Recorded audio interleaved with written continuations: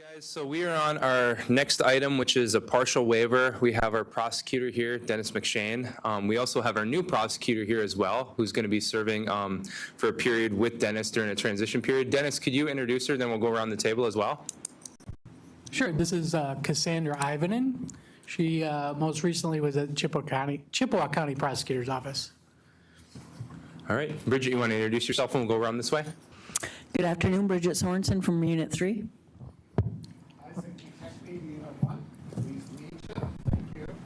Nice to meet you as well. Hi, welcome. Kimberly Lee, Unit 2. Hi, Larry Barbew, Unit 4. Kimberly Hampton, Unit 4. Lana Stewart, Board Administrator, we met. Austin Lowe's, Chairman of the Tribe. Lana Cosley Smith, Unit 2. Michael McCurchie, Unit We're 1. doing an introduction. She's our new prosecutor. Kim Gravel, Unit 1, welcome. Thank you. It's nice to meet all of you. It's nice to meet you guys as well. So Dennis, if you want to go ahead and get started, let us know why we're here. Let us know why we're seeking a partial waiver. After that, if Mr. Natoli would like to say a few words, he can, and then we can have questions, comments from the board if there are any. And then we'll be done with this item. Then we'll see you two gentlemen at a board meeting, and we'll vote on this matter. So go ahead. Sounds good. So Mr. Natoli here is here for a partial waiver.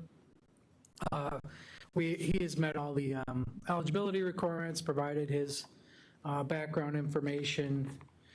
The convictions are his convictions are in 2018, delivery and manufacture, which was in circuit court. He's got a no valid ops, which is a misdemeanor here at the tribe, and also and that was in 2014, and then in 2023, he had a damaging property here at the tribe. He's also currently in the drug court program here at the tribe, and I don't know how many days he's got in, but he's got, I think, over 100, right? Yeah. Yeah, 130 days of sobriety. He went to treatment. He's doing really well. We didn't receive anything from any of the other courts that said, hey, no go. So it's he's eligible, and we would ask that his waiver be granted. Mr. Natoli, do you have anything to say? I'd just like to say that I'm sorry for my past. I'm not that person no more. I'm actually doing good and really good right now. Best I've ever done. I'm sorry for what I did. Okay, I appreciate that. And this is to have this conviction forgiven so he can have a gaming license so he can get his old job back with the casino, right? Yeah, I believe he has a position available to be a dealer again. Is that Okay. right? Yeah. Okay. Kim, you had something to say? This Kim, too. Oh, sorry. Okay, Kim Gravel, then Kim Hampton, okay. in whatever order. I just want to congratulate you on your sobriety and keep up the good work. Okay, Kim Hampton.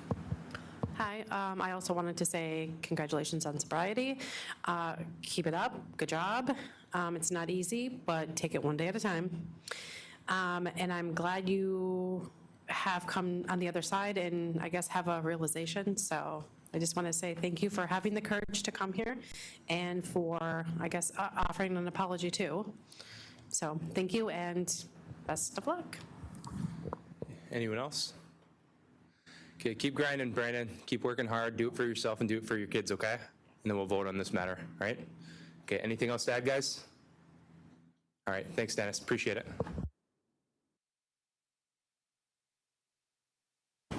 Okay, the next item is Special Needs Enrollment Committee. Lana, are they here? They are. Okay. Yep, invite them in, then we'll get started.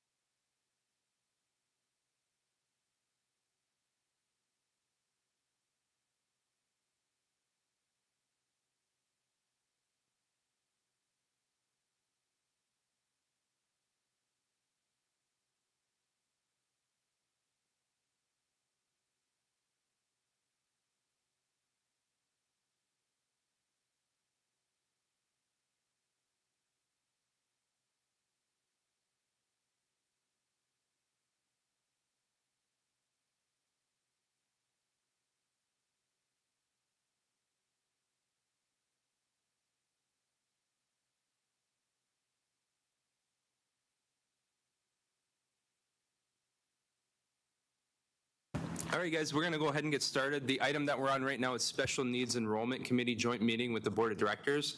So in front of us right now, we have the Special Needs Enrollment Committee. This is chaired by Diane Malport.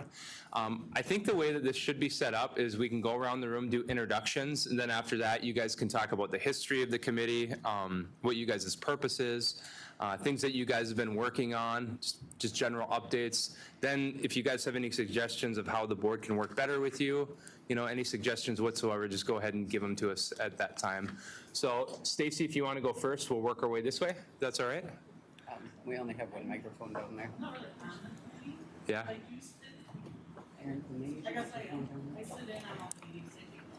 Okay. Oh, okay. Yep, pass it on down. Is that better? You can hear me now? I just take notes on the committee, offer some advice. That's about it. Julie Salo, Tribal Registrar. I've been on the committee for 32 years.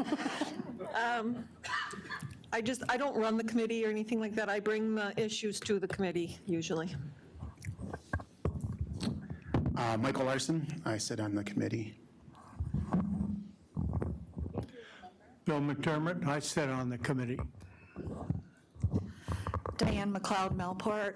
I'm the chair of the committee. I've been involved with this program for probably about 25 years. And after Ken passed away, I was offered the chair, so I took it. Ryan Mills, I provide legal representation to the Enrollment Committee. Carrie Sales, Enrollment Coordinator. I am also Secretary to the Enrollment Committee. I'm Mary Miller General. I serve on the Enrollment Committee. I represent Unit 4. And I've pretty much grown up with watching the enrollment. My mother used to serve on this committee. Thank you. Okay, Bridget, you want to go around this way now? We have Kim. You're going to Kim? Okay, go ahead. Kim Gravel, Enrollment Committee. Go ahead, Mike. Michael McCritchie, Unit 1. Lana Cosley Smith, Unit 2. Austin Lowe, Chairman of the Tribe. Lana Stewart, Board Administrator. Kimberly Hampton, Unit 4. Larry Barbew, Unit 4. Kimberly Lee, Unit 2. Isaac McKechnie, Unit 1. I had the pleasure of sitting on the enrollment committee for a time. So thank you for your service to it. Appreciate it. Yeah, and then online we have, sorry, Bridget. Bridget Sorensen, Unit 3. I promise I don't forget about you. All right, so now we have Sean and Rob online. You guys want to introduce yourselves quickly? And Tyler as well? Good afternoon, Sean Barovich from Unit 3. Welcome. Robert McCrory, Unit 1. Thanks for being here, everyone. Tyler LaPlante, Unit 5. All right, thank you. It's good to have everyone here. So the board requested that all of our committees get before us, so it's you guys' turn. So if you guys want to start off, just you guys' purpose, you guys' role with the tribe, and then we can move on to suggestions for improvements and updates with what you guys have been working on. Real quickly, there is one more member that's couldn't be here, Boyd Snyder. He's also on the Election Commission for now, Unit 5, and he's also on the Elders Advisory Committee. He wasn't here, but he does usually make all these meetings, and I just wanted to make sure he gets acknowledged as well. So. The role of the committee is to recommend procedures and policies to the Board of Directors. We do all the disenrollments come to the committee before they come here. Currently, we're working on the charter, changing the charter, and we also have some issues that we're going to bring forward.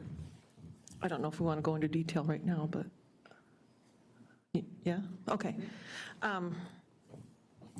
What we're working on that just got brought up is, I don't know how many of you know, but the First Nations in Canada have received large amounts of money. So we have the issue of dual enrollment with people over there. We don't really have a way to police them, but I'm just going to tell you, I don't know what to do. I need direction on what you would like me to do as far as when I find out somebody's enrolled, say in Garden River, and they're enrolled in the Sioux tribe, do you want to move forward with disenrollments? And because there's going to be a lot. So what's the current policy? You can't be enrolled in more than one tribe, but that's In that North also- America. Okay, so if they're enrolled in 2 tribes in North America, then they need to pick or choose. So they need to be notified, right? And then they need to make a choice. Right, but there's some tribes in Canada that don't allow people to relinquish. So they cannot give their memberships up over there. So are these the tribes that most of the people with this situation are enrolled in? Yes, Okay. it's one of them. There's Batchewana, Garden River, Thessalon. I mean, I know they just got a bunch of money that they're paying out to their members, so we have people trying to even join over there. They're requesting copies of their files, and we know it's to join or try to join over there. But we have a way we can call a number and see if somebody's enrolled in a First Nation over there. But if I can't call for 50,000 people.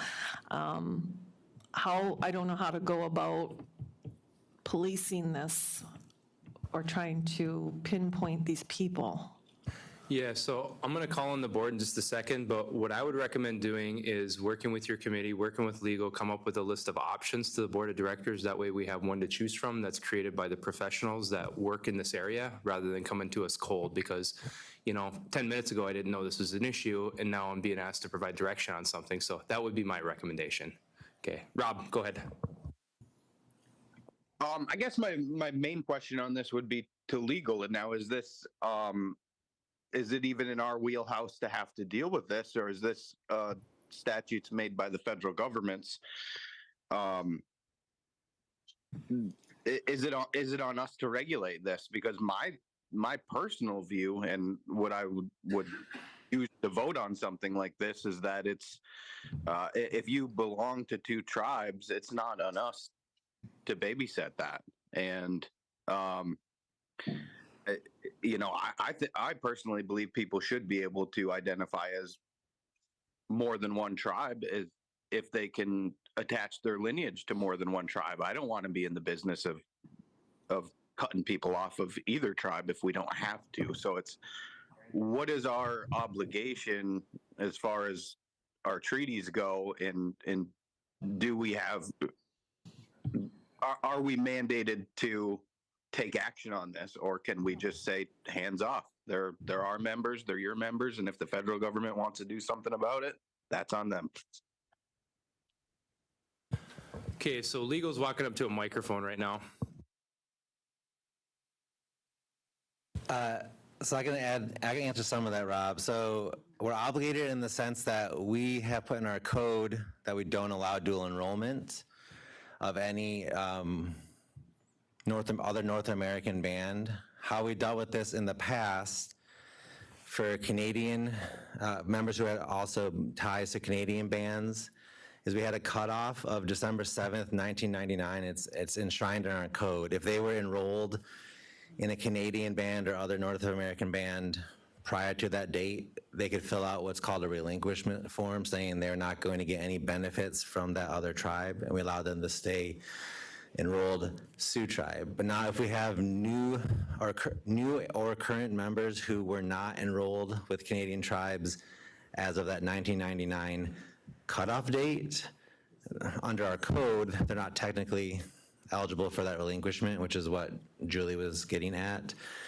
And so we're at a crossroads where we need to decide, and we can workshop this more on our end to bring options to the board, like Chairman Lowe's said. But we wanted to flag it for you guys because we are having, with our open enrollment, more new members, and now with the Canadian bands giving what amounts to basically per capita to their members, we're having people who are enrolling over there. And under our current codes, it's just not allowed. We don't allow dual enrollment. The reason we don't at the federal level or for the federal government of America is they don't want tribes double dipping. So in general, tribes don't allow dual enrollment. It's a hangover effect from federal policy that didn't allow it because they don't want tribes double dipping with their funds. It's different when it's Canadian band, right? But right now, the way our laws are set up, the way we have structured them here at Sioux Tribe is it's not allowed. So if we want to allow it, or great carve-outs, that's going to take workshopping with the board and proposed legislative changes. If that answered in part, hopefully, your question. So just to clarify though, Ryan, so according to the federal government, you can't be a member of the Sioux Tribe and per se Bay Mills because they're both United States tribes. But you could technically be a member of the Sioux Tribe in Batchewana, but it's just a violation of Sioux Tribe code at this point. So it's a violation of our code. If we want to allow it, we got to change code, but until then, you can't be a member of both, right? Well, it's also, it's also in our Constitution, too. Article 3 says that you're allowed membership in Sioux Tribe or Chippewa as long as you're not currently enrolled with any other tribe or band in North America. So it's stated in our Constitution and our code. Okay. Correct, yeah. Okay. Mike, then Tyler. The Constitution question answered part of it because I was going to suggest, like, if we just took it out to United States federally recognized tribes. But we're still the interpreters, the board's still the interpreters of the Constitution. So if we made that code change, it's not on the enrollment committee to follow the Constitution, it's on the board. So just because we've done that in similar circumstances, the census comes to mind. No one does a census right now because it used to be in the hands of the election committee. And then there was an issue arose where the representation became an issue. So how were we going to handle it? And the board at the time just took it out of the election code. It was no longer the election committee's responsibility. So then it's a constitutional interpretation.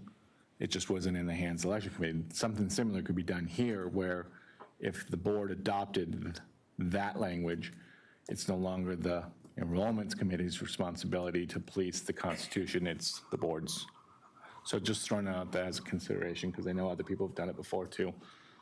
Because I kind of agree with Rob here, if there's somebody over there and over here, we don't know which direction they're going to go with, so. But I thank you for bringing it to our attention. Thank you for pointing out the constitutional part, but it has been done before, so. Yield. Tyler. Yeah, so with Ryan's explanation there, so there already is code existing that that allows this. Ryan, you said from 97? There's a cutoff of December 7th, 1999, people that were enrolled. It was our carve out that the board at the time put together to Director McCurchie's point. They interpreted the Constitution to maybe not include the Canadian bands or however I wasn't here at the time, obviously. They did a carve out, so if you're in a Canadian band and you're in Sioux Tribe, before that December 7th, 1999 date, you were allowed to stay enrolled Sioux Tribe and Batchewana or whatever band you were on the Canadian side, as long as you filled out a relinquishment of benefits form. So we had that carve out, but it wouldn't apply to anyone born or enrolled in that other tribe after that date, as our current code stands now.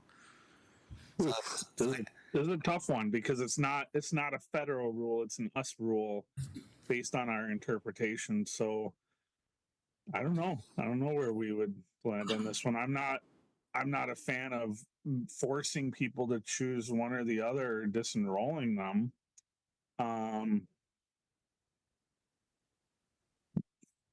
What are some of the recommendations then? Knowing what we know now based on this discussion, because I'm kind of with Mike that I think we just look at the interpretation of it then. Are you guys prepared to make a recommendation, or do you need to spend time with your committee and legal on this? I We don't need to hear it, just yes or no. Yeah. Is there an official recommendation at this point, or do you need more time? No. Okay, all right, so let's move on the list then. All right, Lana. Yeah, I'm sure Aaron can pipe in on this a little bit, but I know that we did something with Batchewana a few years back, and I'm sure you guys can remember that too, because it was a huge issue with Batchewana members. So, and I'll have to refresh my memory on that. But yeah, how many are you talking? I mean, you said we have 50,000 members. What is the estimate? How big is this issue? We don't know yet, Lana. Okay. It just came up not too long ago that this big payment came out, and then people just flocked to get copies of their files. Right. So it's just starting to affect. Because everybody that's enrolled in our tribe should know they can only belong, they know they only belong to one. I'm sure that's in a questionnaire when they fill out the application, or in the application, right? Right, it is on the application, but after they fill that out and get enrolled, who's to say what they're doing after that? Right. I don't know. Right. So we don't even know how big it is yet, but the one, like Austin suggested that, you come forward with some recommendations on what we do moving forward, because the caveat to that is they wouldn't get to choose because they're not going to be they're not going to be relinquished from the other tribes because they don't allow it. So some of them do. Oh, some of them do. Garden Okay. River does. Okay. Batchewana does not. But, Okay. and I'd have to check on So some other ones. part of the issue is obviously they're giving direct payments to members over there. So if you're an enrolled member of the Sioux tribe and that was the only tribe you're part of, but you have some lineage over there, and if you become enrolled over there and you can get a big fat paycheck, some people do that even if it puts their enrollment with the Sioux tribe in jeopardy, so. It's big money, it is. It's six figures. So do we know what those payments are? They're at least 100,000. That's what I've heard as well. Yeah. All right, Kim Gravel. All right, our Constitution says any band or tribe of North American Indians, and I've brought this up before at the enrollment committee about, we have people enrolled in Sioux tribe that are part of these other bands that are seeking recognition, because it does not say federal. It says a band or tribe of North American. And if Julie, where are you, Julie? I'm right here. there, okay. So we know there's people in our tribe that are members of these other groups that are seeking recognition. What are we going to do about them, too? If you're referring to Mackinac Band, we've been working with that group Well, there's that Burt Lake Band, too, that's a state recognized, and they got a lot of people that are Mackinac Band on there, and they're part of our tribe. So that's another, If we are aware of it, we do require them to relinquish their membership or whatever it is with that other tribe, Kim. Have we done that? We have. To Like the best people of that our are- ability, yeah, yes. The people that are trying to newly enroll, if we find out that they are enrolled with another band or tribe, we do require them to relinquish.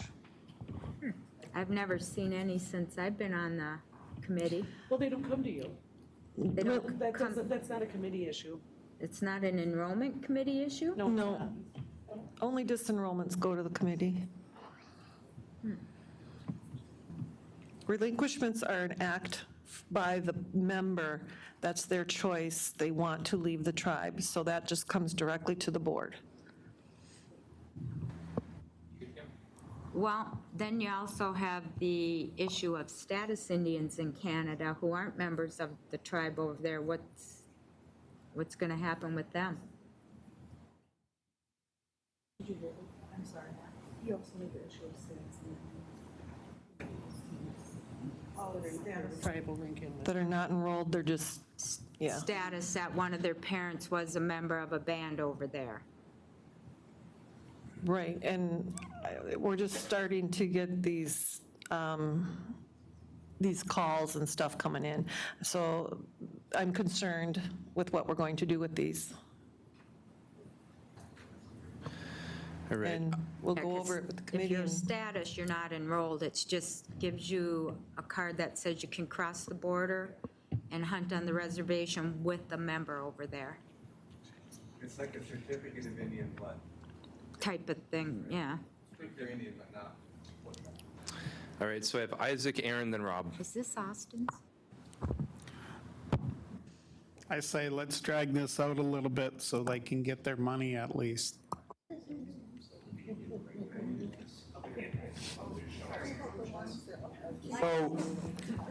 So I think I can provide a little bit of history and context. In 1997, we were about to get our land claim settlement money. So there was this hyper focus on not wanting to enroll people. There was a talk about shutting the rolls down before that at the board level. Also around that time, a guy named Gary Byron came to the board and asked to relinquish. We got a letter, and Ken Ermatinger brought it to the board, and I noticed the date on the letter was like 3 months after we got it 3 months after the letter was signed. And so, and I read through it, and it didn't sound like he was in the right frame of mind when he wrote it. And so I asked the question, have we heard from him since? And the answer was yes. He called enrollment and asked not to be disenrolled. So my question then was, why is this in front of us? The person was very critical of a member of our board of directors leading up to that point. Very, very vocal and critical of somebody on our board. And so that person had the authority, or assumed authority apparently, to direct enrollment to go over to Garden River and Batchewana to pour through their records and to take our record, our membership list, and share our membership list with Batchewana and with Garden River. That itself violated our membership code, because in our membership code, our enrollment is confidential and can only be released by the board of directors. So we were on a witch hunt to try to disenroll this person, even though they removed their request for relinquishment. So it started out at the Garden River level, found out that it wasn't Garden River. Garden River had affiliated members that provides some benefits like hunting, but they don't get like the education benefit. And then Batchewana is different because they're not quite the same as, the way I understand it is like state recognized versus federally recognized. They don't have codes and ordinances, or at least didn't at that time, that could allow them to disenroll. And so a number of tribal members had enrolled in Batchewana, our members, in order to secure an education benefit, which we don't provide, not like they did. They, the person was Joe Ballard, is his name? Ballard, and he got a full education at Michigan State. The best you can get out of us is about $1,000, $1,500 max. And the amount you get today is the same as it was 25 years ago. You don't get any more from the Sioux Tribe for education benefit than you did 25 years ago. So to me, this whole thing was upsetting because we were begrudging those members of our tribe that could get a benefit from their Canadian ancestry, which is no skin off my back because it doesn't take anything away from me. It benefits our own people, benefits that we don't provide. But we were hell-bent on this focus of, they did something bad or wrong and they should be disenrolled, and they were not afforded a hearing. They were all up for, I think there was 60 people up for disenrollment. They weren't afforded a hearing. And so, I was a stickler for our own procedures. Like, we got to follow our own procedures if we're going to disenroll these people, because disenrollment is adversarial. Relinquishment is voluntary, disenrollment is adversarial. And so, when if we think about this, if we understand who we are as people, this colonial effect of defining ourselves based on blood quantum, which we don't do and never have in our Constitution, but based on our band and our band of origin, and we adopted in an IRA, it came from the IRA constitutions, that you can't belong to more than one North American Indian band or tribe. That was forced on us. It was forced in 1934, forced on tribes that got recognized. Tribes have to accept that in order to be recognized. It's the federal government's way of putting their thumb on us. Now, we're in a unique status because Garden River is one of our original bands. It's historical bands. It's in our Constitution. Batchewana, there's blood relation back and forth between Garden River and Batchewana. I don't know if you're purely Batchewana, if you're eligible for Sioux Tribe, but they're kind of like Bay Mills and Sioux Tribe between Batchewana and Garden River. So my opinion about this is, unless the board authorizes, and I don't imagine that Julie would do this, but unless the board authorizes us to go digging and sharing our enrollment information with other bands, I say let sleeping dogs lie. If our Sioux Tribe members have descendant blood or happen to be members of Garden River or Batchewana or any First Nation, and they get a benefit that we will never provide, we will never provide the benefits they're going to get. We're not offering people $100,000 checks. This could buy their home, it could pay off their mortgage, and it doesn't hurt any other Sioux Tribe members if they get that benefit. So I say let's stop being Fort Indians or colonial Indians, and if our people can benefit from their descendancy from a Canadian band, you also have to be current. So it's like I'm part Mackinac band, right? My grandfather, Nelson Champagne, was born on St. Joe's Island. He's Mackinac band. And the Bamagijiks are from Canada. So I won't qualify. Several of my nephews and nieces were already doing the research. And I'm like, you're not going to qualify because you're not enrolled right now. They're not accepting new enrollments over there. But the people that I do know that are descendant, it's no skin off my back if they get a benefit. And I don't want us to go back down that path of a witch hunt and trying to, to continue that colonial dominion exercise over our own people by going and looking for people to disenroll. I just think that's not necessary at this point. And as far as the Mackinac band, I also don't support and will never support disenrolling Mackinac band. I never have. I know people like to paint a picture about all of that, but I never have. I'm Mackinac band, but I'm also Sugar Island band.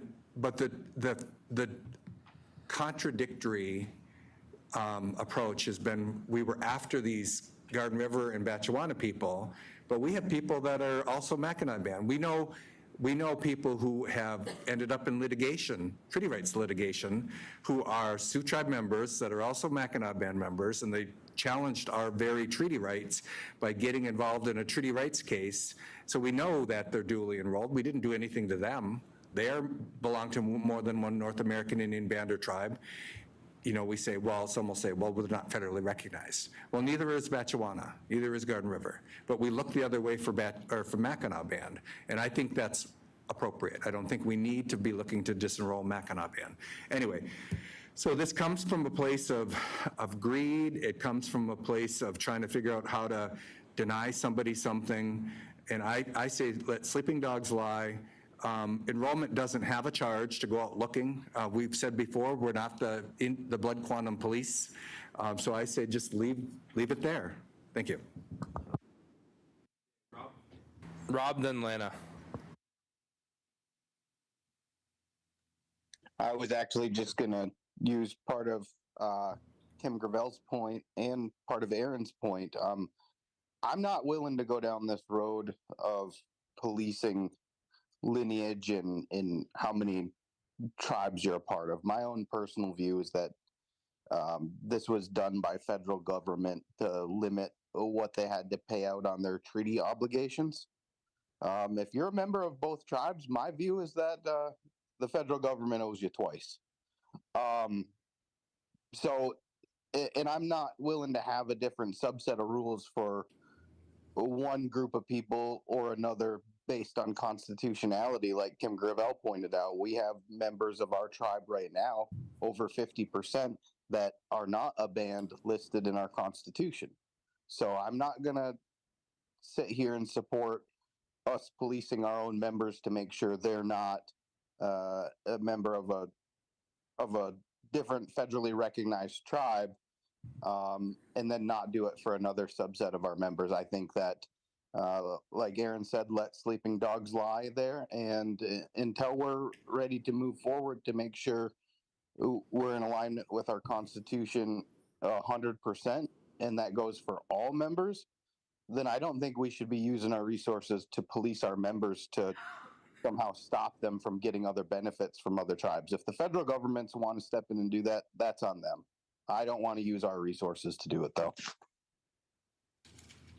Okay, Lana. Well, I completely 100% agree with Aaron. And that's, I know. Let's celebrate. Good, because you owe me 20 years of them. Anyways, yeah, I agree with that. you know, we got enough hurtful things that we have to get through as a tribe and as a people, that us digging into that and trying to figure it out, because some are going to get it and some are going to be able to stay.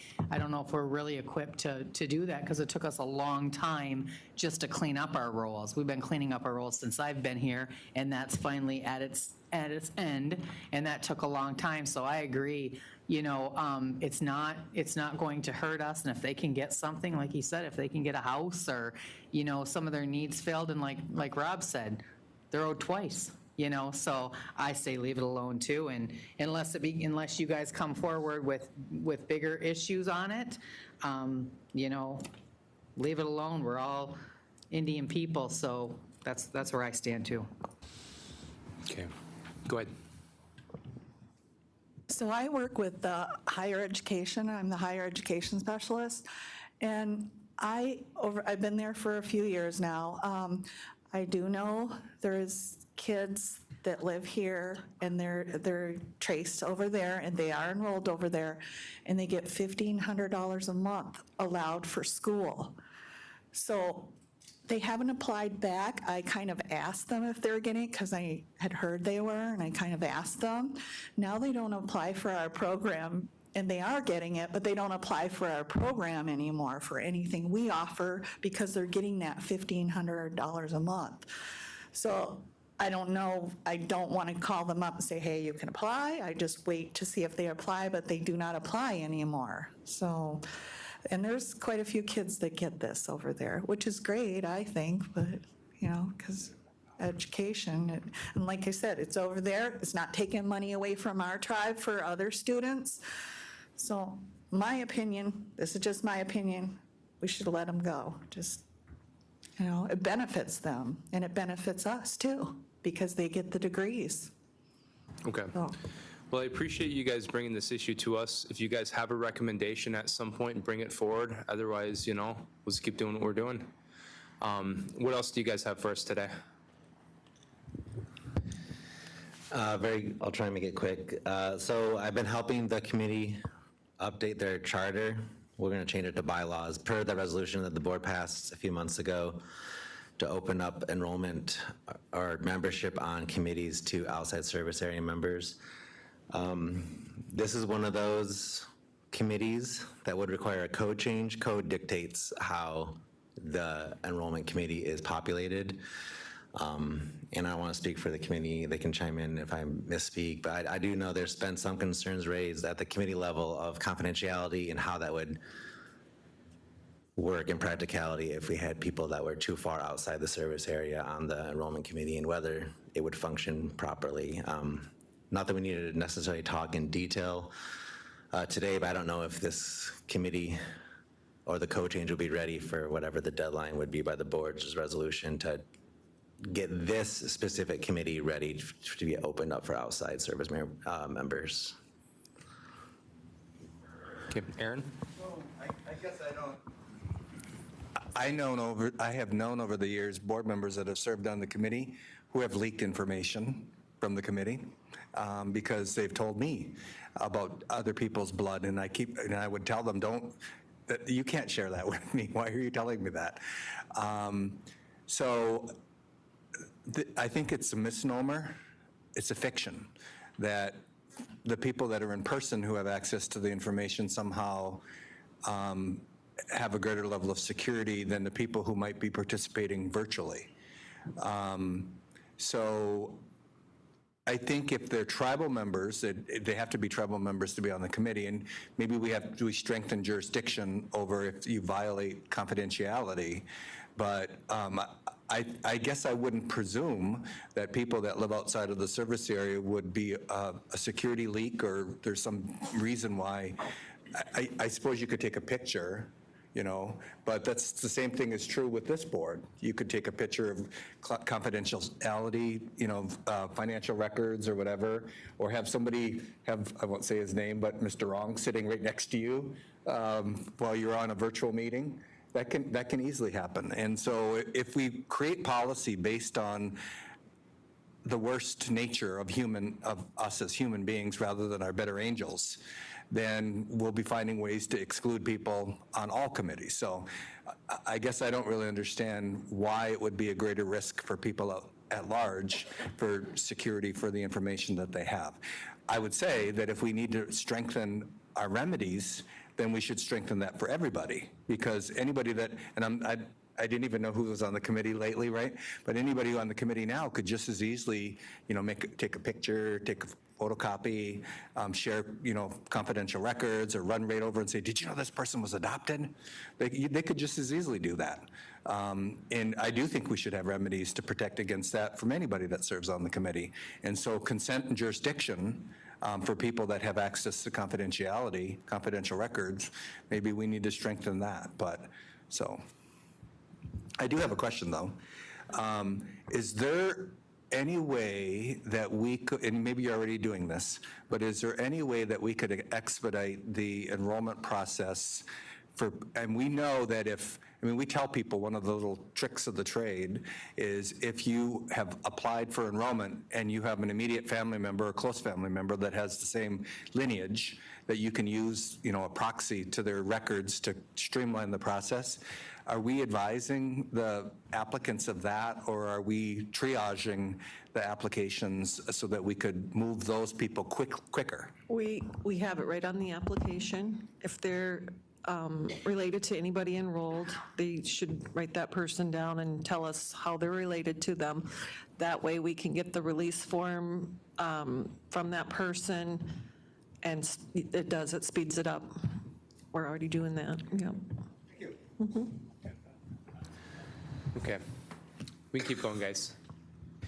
And hopefully the board got it. Excuse me, if not, we'll send it again. But we did send to Lana the current red line of their bylaws and how they are recommending right now to change the method of appointment to include outside service area members. If the board is happy with that, we would have to then also do a resolution to enact that same changes into the code.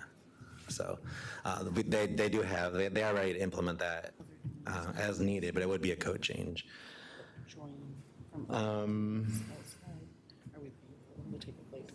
I guess the other thing Mary wanted me to bring up. Ryan, just one second. Sorry. Kim Gravel. Sorry, Kim. Okay. I wasn't at the last meeting, and I see on here you have travel reimbursements. Oh, that's what it was. What if someone's in California and they end up on the committee and say, well, I want to come to the committee and meeting in person? That's what I was just going to flag Is for the that part of our board. red line? It was definitely coming up. Yeah, so that was part of the practicality and like feasibility of in the event we have someone who's very far away serving on the committee and they are going to come in person or they need to be in person. Maybe it's not this committee, maybe it's another committee. How that reimbursement would work out. So we workshopped some stuff at maybe capping it at a certain amount, like taking the farthest point of our 7-county service area, and that would be all year eligible for reimbursement. And you'd have to pay your way if you wanted to be in person for some reason. If you're in California and you're on the enrollment committee, so that was we were going to flag that too. Kim, thank you. So. For the board's information, Lana sent the red line version on Thursday, but she just resent it out as well. So it will be at the top of you guys' inbox. That's the charter that's being proposed to be changed for this committee. Isaac? Couldn't you just say that the reimbursement is just for this geographical area? Yeah, certainly. There's multiple ways you could do it. I don't think we have it in this current red line because we wanted to workshop it more and talk to the board and see if there was any input from board members. But yeah, you'd cap it some way. You wouldn't be making the tribe pay for flights from California in that scenario. Certainly that wouldn't probably make sense fiscally, yeah. So. Okay, we can keep going, Ryan. Hold on one second. Rob?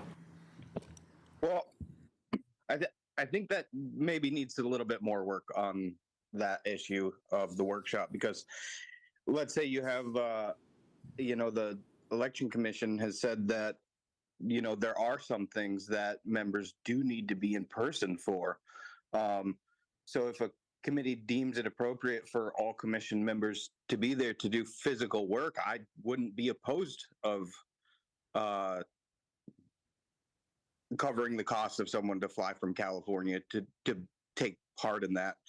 But I think it should be limited to those things that are actually needed to be here. I don't think it should be at a whim. You should just be able to say, well, hey, I'm going to be in person for this one, not for that one. But if the committee deems it appropriate that, hey, this is election time and we need your physical presence here, then I think that we should be covering those costs for members that live outside of the service area. So I think it needs some work and we need to put some parameters around it, but I don't think it's appropriate to just say we're not covering it. Aaron. So again, we're faced with kind of an artificial decision. If we have members that live outside the service area on enrollment, special needs enrollment, then I'm assuming we would be scheduling virtual sessions, so the people that live across the UP wouldn't have to drive. So we would actually save money, so. And we do allow that now. They can appear via Zoom. So this committee probably wouldn't necessarily see a bunch of travel reimbursement from far away. Maybe, as Rob said, the election commission might, if we have to, there's certain points they have to be here by code. But otherwise, yeah, this could be done virtually for the most part. And if it wasn't required travel, then the tribe wouldn't have to pick up that tab. But that's why I wanted to talk to the board. That's a board decision, really, how far we would want to allow for reimbursement. And then the only other thing that we wanted to talk about, because we have it on the agenda for your next board meeting, is there is a member eligible for adoption, and we wanted to quickly workshop that with the board, since it's you're going to be voting on it, presumably, is it next week? October 1st? But I don't know if we need to close that session since we're talking about some membership data. Probably should be enclosed. So, Joe, if you can shut down streaming, we'd appreciate it.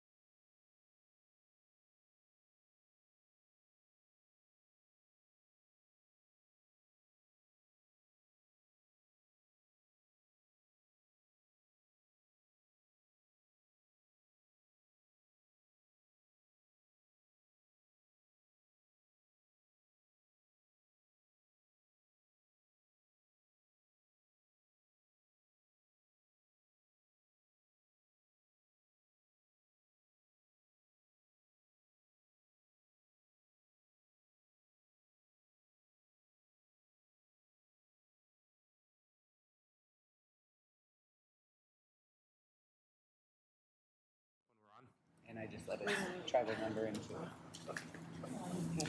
Okay, guys, so we are back open right now. We went closed because we had to discuss a particular family with the Special Needs Enrollment Committee that deserved confidentiality. So we're open again, but we've covered all the issues that we need to cover with this committee, so we're done with this item. We're going to be moving on to the last item today, which is Housing Commission joint meeting with the Board of Directors at 2:45. So be on recess until then. See you guys then.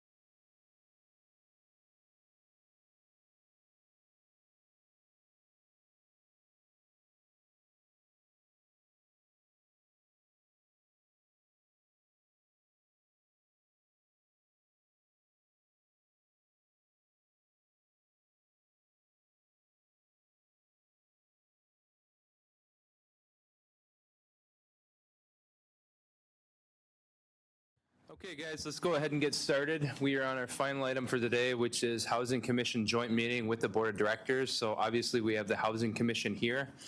We'll go around the table and do introductions, starting with you, Annie, if that's okay, and work our way this way. Sure.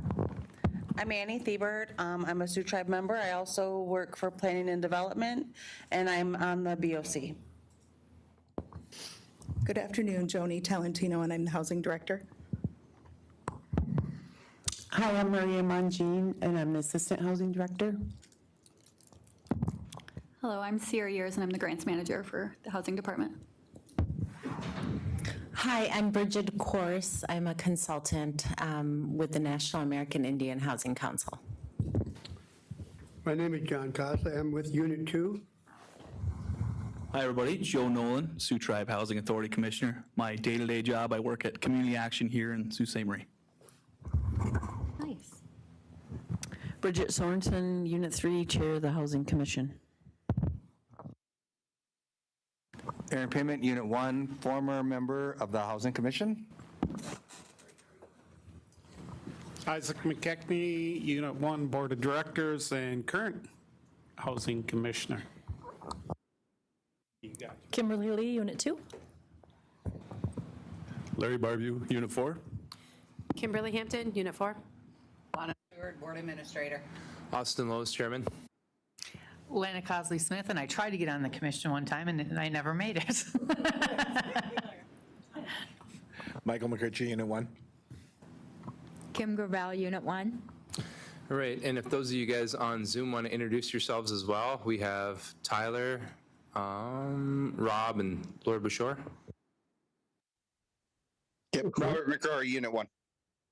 Tyler LaPlante, Unit 5. Okay, and I wasn't sure if Laura's on you guys' committee or if she's just attending as a person from the public, but she's not on you guys' housing committee, right? I didn't think so. No, I am not. All right, I was just checking. Okay, so for today, we have a loose agenda. They want to speak to us about drug convictions and tenant drug convictions. They want to provide a presentation on low-income housing tax credits. They want to have a discussion on the Lodge of Hope. And finally, they want to talk about low-income housing tax credit projects. So whichever one of those items you guys want to start with, the floor is yours. If you don't mind, we would like to start with Bridget, and she's going to talk about low-income housing tax credits along with a continuum of care build, which is a new HUD grant that we may be eligible for. So we're going to turn it over to Bridget. Thank you. Hi, everybody. Thank you for your time. My name is Bridget Kors, as I mentioned. And I have been working with you all for a couple of years, I think. Started out working with you all in the Lodge of Hope a little bit. The company I work for provides technical assistance through the National American Indian Housing Council around supportive housing. So housing for people who have special needs who are exiting homelessness. Ancillary to that, I have a long, extensive experience with low-income housing tax credits and all different types of housing funding sources, affordable housing funding sources. The team here has been participating in a Michigan-wide tribal housing toolkit, right? So we've had a number of people from the Housing Authority, Housing Commission participate in these sessions.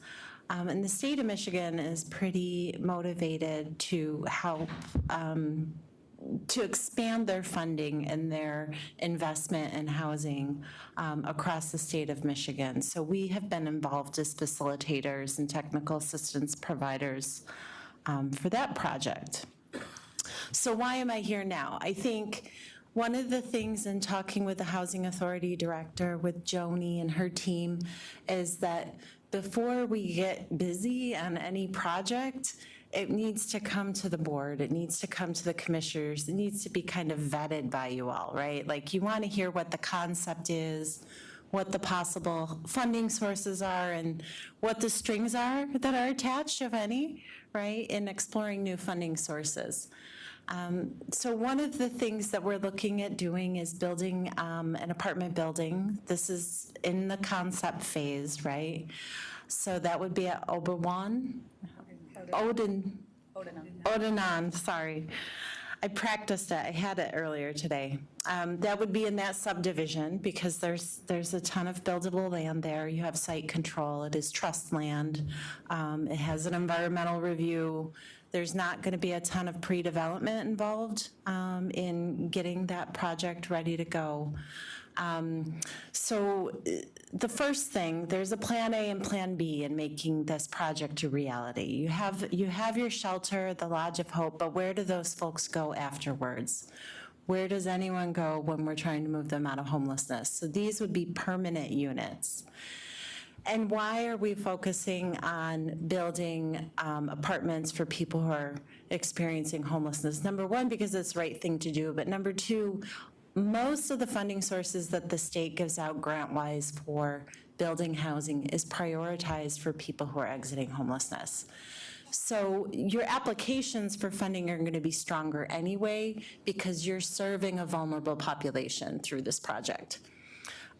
So Plan A is HUD, and it was unprecedented. They released a NOFO this summer called Continuum of Care Builds. The COC, the Continuum of Care, is a funding source that's only been open to tribes for the last several years. It's one of the #1 sources of funding for moving people out of homelessness, to address homelessness. Tribes hadn't been eligible for that funding since NAHASA was enacted. They opened up the eligibility several years ago. A lot of tribes have been reluctant to apply because HUD has different rules and regulations, and I think everyone wants to figure out who's going to be the first one, to apply. They released a NOFO that after reviewing it, and you all could be welcome to review it, Joni and Sierra have copies of that they can share. It really is tailored to wanting to select tribal projects. They've given exceptions to COCs so that projects can be developed on, if projects are developed on trust land, your state or your continuum of care is allowed to submit 2 applications rather than just 1. So you're not coming in and have to compete with existing funded projects and existing developers who might score higher. So that was an excellent move. Plus you're eligible, rather than $7 million, you're eligible for $9.5 million. So this is what we would like to be Plan A. It's specifically for building permanent supportive housing. As Sierra and I work through the concept plan with the team, we believe that 36 units would be the ideal size for this project. The unit mix would be 14 one-bedrooms, 14 two-bedrooms, 6 three-bedrooms. And that's the, we're trying to get a rough estimate on what that would cost to build, right? So that's Plan A. We would combine that with other gap funding sources. The state of Michigan also will match the Continuum of Care grant. It's 25% match. So the state, if you were awarded these funds, the state would provide a 25% match. Plus, Joni would put aside $2 million in her IHBG budget annual, and there's a $1 million grant available through the Federal Home Loan Bank. So Plan A also may need us to apply for non-competitive low-income housing tax credits, which provides about 30% of the project. And the other thing that's very important about this is there's an operating subsidy that is awarded by the state. It's a 20-year operating subsidy. And anyone from probably any of you could tell me is like, it might be expensive to build, but it's really expensive to subsidize and operate a project year after year after year. So one of the benefits of the state of Michigan is providing what's called project-based housing choice vouchers. So they could take these vouchers in combination with their award and put that into the project for a 20-year term. So that's Plan A. Plan B, and this is where we were going before we had the HUD NOFA that's due November 21st, by the way. So it's and that's why we're in front of you talking about it. We will know by spring if you were awarded this funding or not, and we will be able to easily pivot over to a 9% low-income housing tax credit application. And I know I'm throwing around like a lot of information here, and I'm happy to answer any specific questions. The low-income housing tax credit plan is something that the Housing Authority needs to put into place to continue to keep up with the demand for housing and meet the needs of people in housing.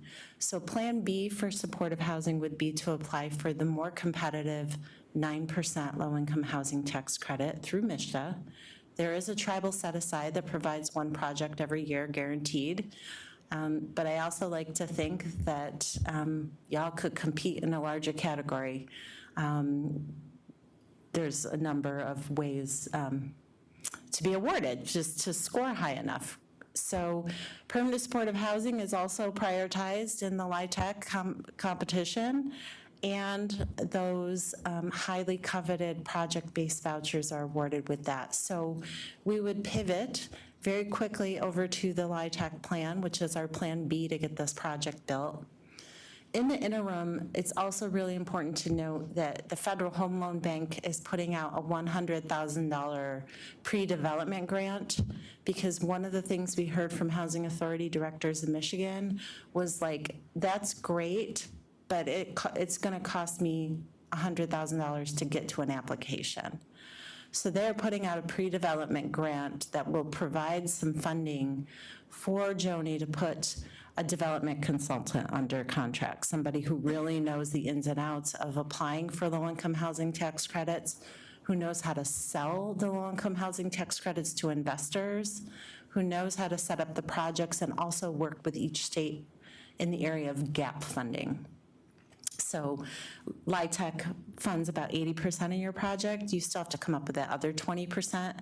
So this development consultant that she would hire ideally would be able to do all types of applications: Federal Home Loan Bank, Housing Trust Fund, LIHTC. They'd be able to figure out short-term construction loans until you're reimbursed, all of those types of things that really the Housing Authority doesn't do on a day-to-day basis, so they need that specialized skill. Plus, you need a significant amount, not significant, but you need a good amount of architectural involvement throughout the planning and application process. So we'll be working with the Housing Authority and with your permission and approval, of course, like a budget for pre-development on what the needs are for the Housing Authority to get into that process. That said, I think ideally within the next several months, the Housing Authority would like to put out for procurement an RFP for development consultants so they can get to work on putting this framework together.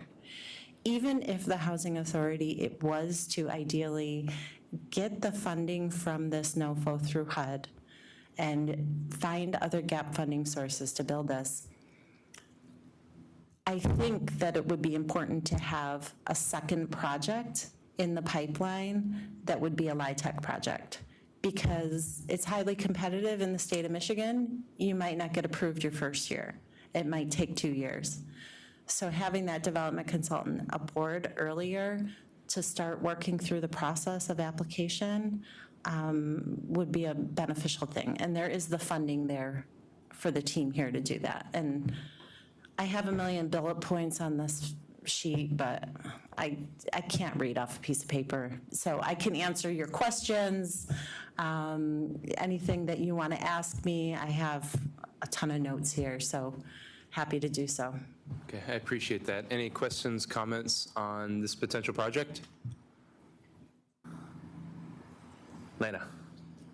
I don't have any questions on it. I just am really impressed, because I know that when we built the Lodge of Hope, that was always, what are we going to do when they can't stay there anymore? And this vision that, we have those 36 units for them to go to sometime after, and that, we could have the wraparound for, jobs and all of that kinds of stuff with our direct service managers or caseworkers. So I just think this is a really good thing. It would be low income though, right?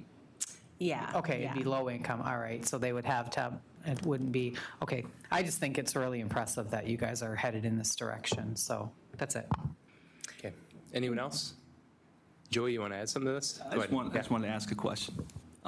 Since you talked about the 9%, would it be possible, or is there another plan, if that doesn't work out, then to go to the 4%? Or is it, or do you prefer, or do you think it would be, we're competitive enough, Sioux Tribe Housing Authority or the tribe, to go for the 9% consistently? You know what I mean? Yeah, I think, the Sioux Tribe is highly competitive in the 9% category. There's so many factors that the state uses, every state uses, about geography, type of project, how many years it's been since they've awarded a project in the Sioux, that kind of thing. So I think you'd be extremely competitive. What makes it even more competitive is the fact that it's supportive housing. So what is linked to the low-income housing tax credits in the state of Michigan, the 9%, are project-based vouchers. So for 20 years, the state gives you funding to pay the rents at a fair market level for every single 0 to 30% of the area median income person. So it subsidizes rent for those folks for a period of 20 years, which you could imagine is a huge chunk of your annual Indian Housing Block Grant. The 4%, my philosophy on that is it's a lot of work for a little bit of money, funds about 30% of your project, but heck, like, if I was a housing authority director and I was gonna spend my IHBG or competitive IHBG, I might go after that for 30% of the funding for my project anyway. It actually makes a bigger difference on bigger projects. So you might use that for a workforce housing project where you're building for people who don't have a super high level of need, because you don't need, it's not competitive, right? And it's a small amount of money. So you might use that on a larger project. And we might use it for GAP on this project if that works out as well. All right, I appreciate that. Anyone else? Isaac? So did I mishear you? So the goal is to use the homeless shelter to step into the apartment complex? Yeah, I mean, one of the requirements of the vouchers and the funding sources from both the state and from HUD is that people have a documented history of homelessness. So shelter counts, right? So we're working right now with Saginaw, Chippewa, and with Red Lake, because these other funding sources require something called coordinated entry. If you work at Community Action, I heard you say, you probably are familiar with that. We're helping tribes set up their own coordinated entry process within their own systems, and selecting people, but they do have to be documented as homeless, and they do have to have low income to qualify. Yeah. Go ahead, Kim. Forgot where I put my microphone. We have 3 recovery houses, correct, Joni? And how long are the individuals allowed to stay there? I really can't answer that question. Those are managed by the health center. Yeah, I think by behavioral health. Those are run by behavioral health. They would have that information. 6 months, so like, would they be eligible to like have the reentry into this? Is it continuum of care housing? Yeah, I mean, it's so early in the process to know if that definition would count. But what we have tried to do really intentionally is have tribal nations define themselves what homelessness looks like, and provide HUD with that definition before HUD provides it to you. So it looks different in every community. So that would be our intention if we were working with you on a supportive housing project, is that we would help you define what homelessness looks like, and then say this is how we're going to define homelessness, and then work through the process, you know? Okay, anyone else? Okay, go ahead, Joni. Bridget, could you explain a little bit about the difference and the points that it would be beneficial for us to apply under the tribe and potentially not the TDHE?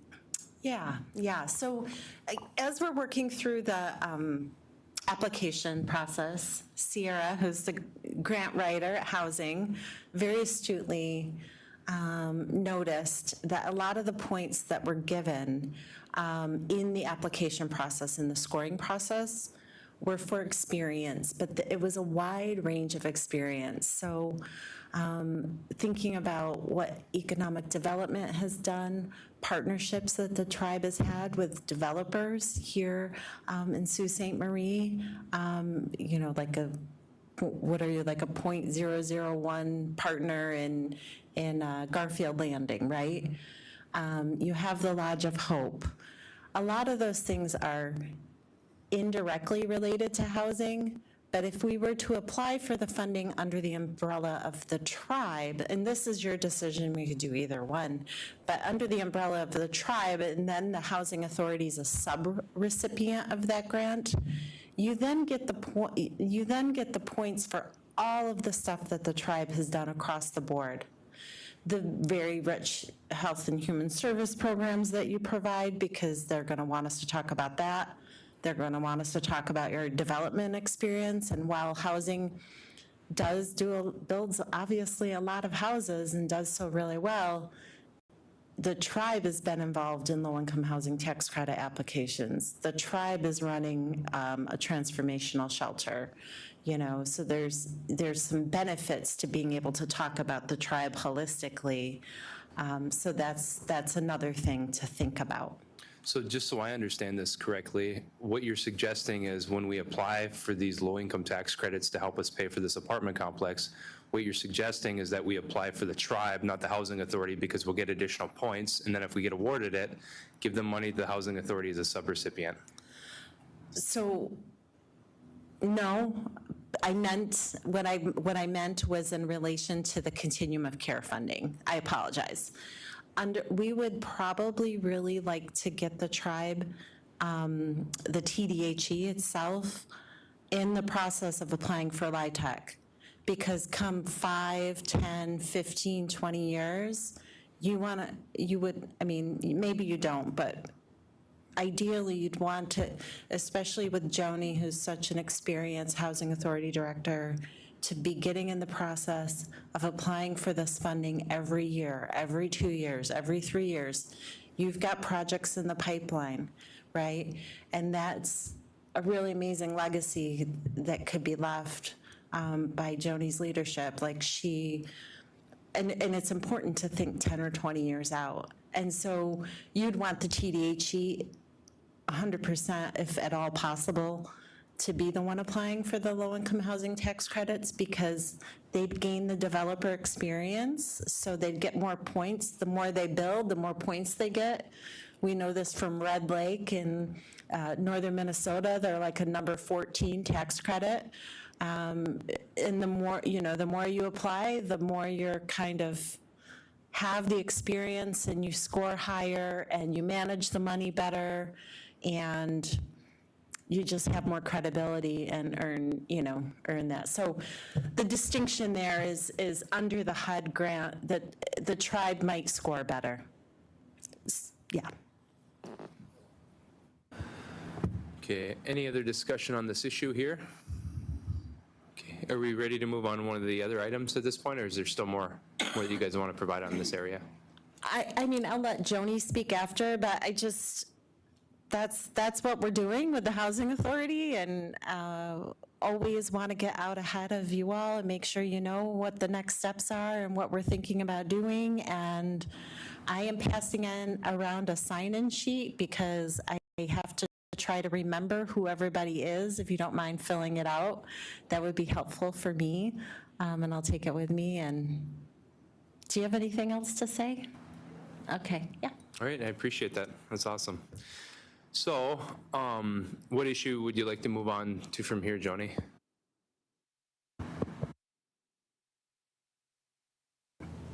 We've talked both with the board and with the commission about our applicants with drug convictions or our tenants that are convicted of drugs while in housing. And I know that I've heard from the board and I've heard from the commission, excuse me, that we want to look at those policies and we don't want to make them so rigid. We need to be, we need to provide more services rather than kicking a family out when there's a drug conviction. Maria and I have looked at a lot of different things. Right now, if you're an applicant and you have a misdemeanor, you're not permitted in housing on the waiting list for 5 years. If you have a felony, it's 10 years. We would like to lessen those. So are those just substance abuse related convictions? They're drug Misdemeanor? convictions. Okay. Correct. And they're anywhere from drug possession to maintaining a drug house to sale and manufacturing. So those are what those are right now. We'd kind of like to get rid of the misdemeanor altogether, remove it. You want to talk a little bit? Yeah, if you don't mind. So I oversee most of the selection unless there's like a conflict. I have a family member coming up for selection. I have to remove myself, obviously, and then Joni will take it over. So what I see often is several drug charges. And in fact, I was just telling Joni today, we are processing grievances at least one a week, but more likely we're doing 2 to 3 a week. So it takes up a lot of Joni and I's time because we have to follow the grievance process. So we deny them, then they grieve it, then we send them a letter, upholding the denial according to policy. Then Joni and I actually have to meet with them. Finally, they go to the commission. So the commission did hear one this week. They had a couple months where they hadn't, but normally they're hearing grievances every month as well. So we have been looking at the policy. Right now, it's 5 years for a misdemeanor. It's 10 years for a felony. We did recently find out that Sioux Housing Commission has a 3-year felony limit. So after 3 years, they're eligible for their housing. So that's something that is possible. What I would really like to see, and I have no problem, I mean, we need to do something different because this isn't working right now, is that we figure out something and we stick with it. So if it is this, we're only going to look at felonies in 3 years, fine. Maybe we don't do grievances then or something like that because it takes a lot of time. And I'm constantly probably doing 5 a week, I'd say, denials. That's the first step. You're denied for housing because of your conviction. It's rampant out there. And so we've done something, and we call it reunification housing, and it's new. We have 2 families under that policy right now. So if they are, the last step of them getting their children back is housing. So we remove that barrier, we let them in, doesn't matter if they had drug charges, we put them on a very strict lease addendum. So far, that's working well with those 2 families. They've remained in recovery, they have their children, it's great. So, I mean, I know we need to do things differently. I just want support once we do, Okay. That would be really great. Okay, I appreciate it. Aaron, then Tyler. Yeah, so, all right, so this is a balancing act because people that are using drugs, illegal drugs, buy their drugs illegally, which means there's an underground network of buying and selling drugs, and those always get in the hands of children. And we have a problem on our reservation, whether we want to acknowledge it or not, with opiates right around the corner, next door, and everybody knows it. So I'm for providing opportunity for people who are on a healthy path. I'm not for providing an exemption or a waiver for somebody who uses their kids as the reason why they need to get their house back. Because unless they're on a healthy path, they're going to be right back where they were, and the kids are going to get back in the system. And several years ago, probably 12 years ago maybe, the board asked for a waiver opportunity for people who have a conviction, because we evicted an elderly woman who her grandson got a conviction that had nothing to do with the res. He was on the lease, he was staying with her. No, he wasn't on the lease, he was staying with her, and he got a conviction outside of the tribe, and this old lady got kicked off the res because of it, because of zero tolerance. So we created a waiver opportunity, and what we were supposed to do was we were supposed to create criteria for what that looked like. That never, ever came back to the board of directors, the tribal board. I know some people have gotten the waiver, some people have not gotten the waiver. No rhyme or reason why some people get it, why some people don't. I have relatives who I won't pinpoint who it is, who were not eligible, who are related to some board members, who said, I can get you in, and did. And she ended up right back where she was, lost her children. So I think that a waiver process should be in place, but I think housing shouldn't make the discretionary decision. The housing commissioners shouldn't make that discretionary decision unless they're, like, if they have a certification or a qualification to make that decision, they're not qualified to make that decision. I do think somebody needs to be on a healthy path.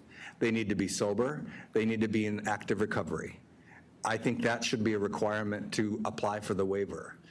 Because otherwise you're putting somebody, you're setting them up for failure, you're putting them right back where they were, and then you're also, that has an ecological effect on everybody else that lives in that community, because a convicted drug felon or even a misdemeanor is living next door, and everybody knows that.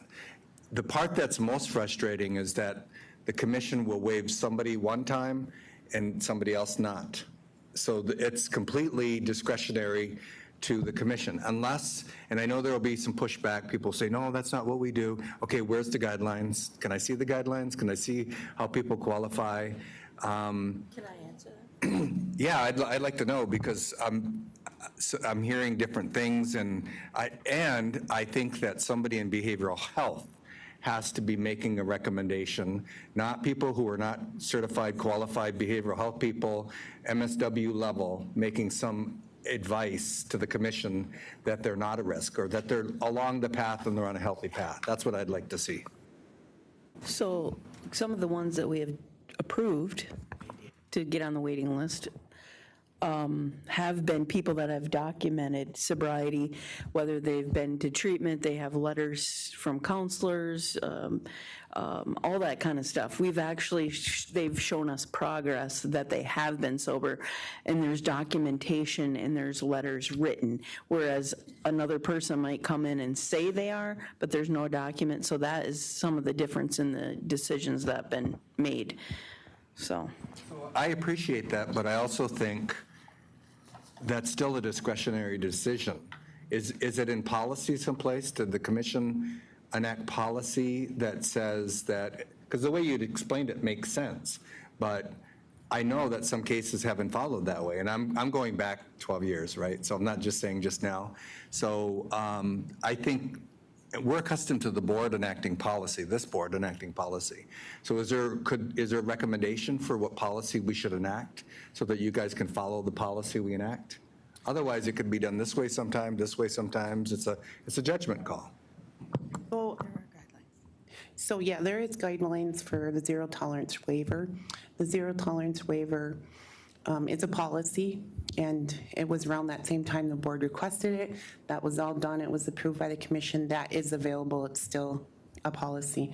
Where I think there's a little bit of confusion is between the actual waiver, which is when we have actually evicted someone for drugs, and selection, where they're being admitted to housing.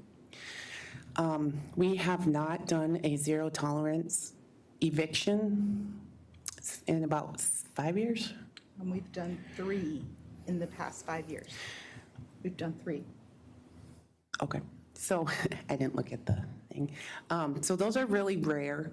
A lot of times, you know, through the grapevine, we'll hear that they were charged with some sort of drug charge, but we can never get proof. So we need a certified copy of conviction in order to bring forth that case to tribal court. We can't get that a lot of times because they're working with SANE, all the other drug, I don't know all the names, but so they're essentially doing some undercover work, whatever, with them. I don't know how they do that stuff, but so they don't end up actually being charged. Because what we've been told by law enforcement is they're out for the big drug dealers and not necessarily those ones that are, purchasing the drugs. So most of the time we won't get that information, so we can't do an eviction. And yes, they're still there in housing. The ones that I refer to mostly, where I'm seeing 2 and 3 a week, are denials of housing. They can't get on our waiting list because of their drug charges, which, some of them are extensive. One I looked at today had 2 felonies and 3 misdemeanors within a 5-year period. So, it's okay to say get rid of misdemeanors, but what if there's a pattern? So there's a lot to it. It's kind of complicated, and I don't know that we can necessarily get to black and white on it, but I don't have an answer for you. But I do know we need to do something different. Okay, Tyler? Then Kim, who wanted to speak next? Kim Gravel? No, she did, but she changed her. Okay, so it's just Tyler on the list? Okay. Go ahead, Tyler. Oh, yeah, I just wanted to say that I am fully supportive of this, reducing the limit and allowing for second chances and opportunities for people. We do know that they're not using their children to get back into housing. It is part of the requirements from the state when they go through these plans that to get even partial custody of children, they have to show housing of some sort. If somebody is on the path to recovery, I'm fully supportive of these waivers. So I think, I would be supportive of you guys bringing something forward that's more amicable, because the whole point is to build our culture in our community and to bring people back home. I don't believe all users are dealers. I disagree with that statement if that's what was being, explained earlier. But I do believe that people struggle. It is a disease. It is not a choice. And we need to recognize that. The scientific community recognizes it as a disease and not a choice. And we need to recognize that as well and to try to get our people home and healthy whenever possible.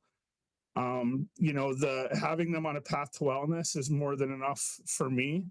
I would say, as long as they have completed treatment and within a treatment program and maintaining whatever steps or whatever practices they're supposed to be doing, that should be enough for us, right? And to create a space for people, because what happens is when you stigmatize people who use drugs of any sort and put them on the outskirts of society, it only makes the problems worse, not only with them, but with their family, with their children, and it creates ingrained trauma within that family.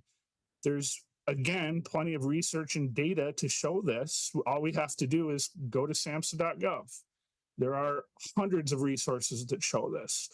So giving a place for people who are in recovery is the optimal treatment method, and making sure that they have access to the resources they need. So I would 100% support you on this one.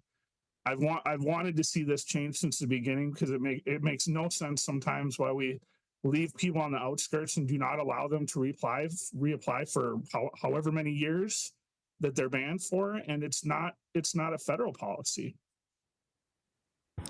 Okay, Isaac and then Lana. So if they have to wait 5 years, right? And then how long will they have to wait once they get on the waiting list? Another 3, 4, 5? So you're probably talking a 10-year period. So I am supportive of looking at the whole process to help our people out. If they're a dealer on the res, if they move off the res and are across the road, they're still going to deal to the same customers, right? That's pretty typical. They don't go look for new clients when they need additional monies, but usually it's their main clients that they deal with because they have a rapport with and they don't want to get caught. So no matter if you move them off the res, they're still going to be dealing. I ain't saying keep them on the res if they're a dealer. I say go after them.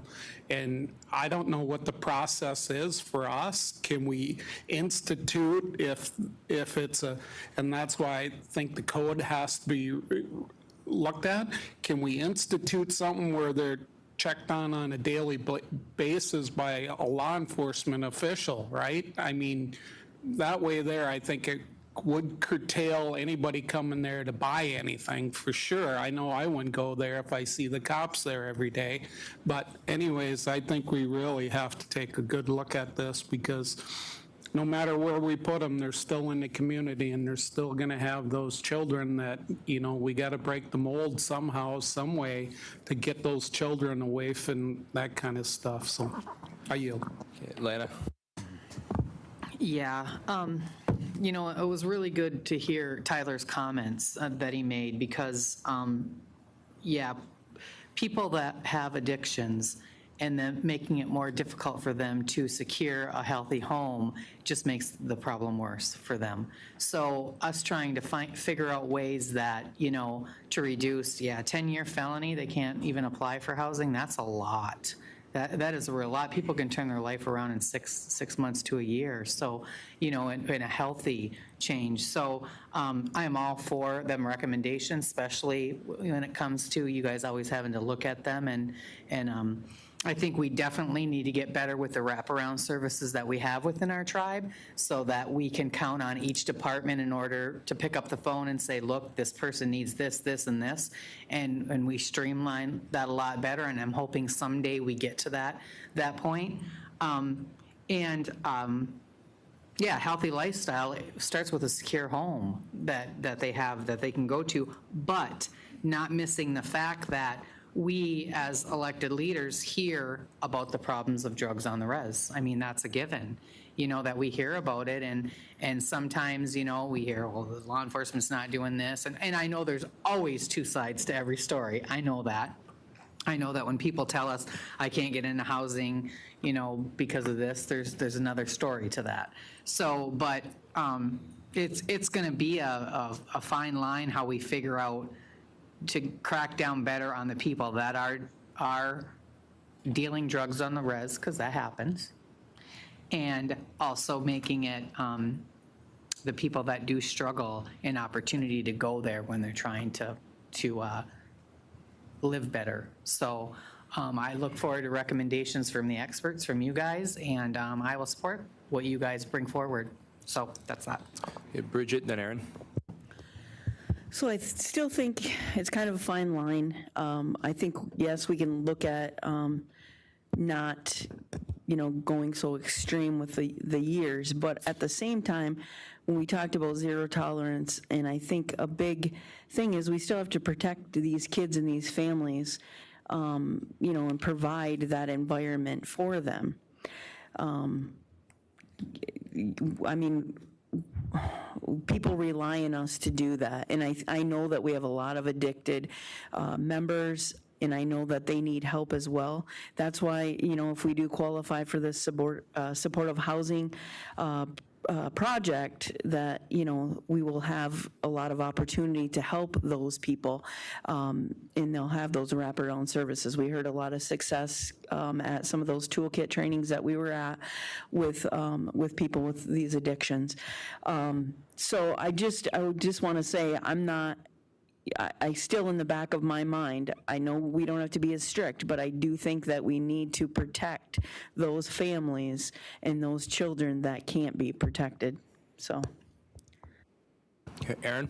Yeah, I want to make it clear, because it kind of seems like people are reacting to what they think what they heard me say. I am 100% and have always been for supporting people that are in recovery. That's different than people who claim that.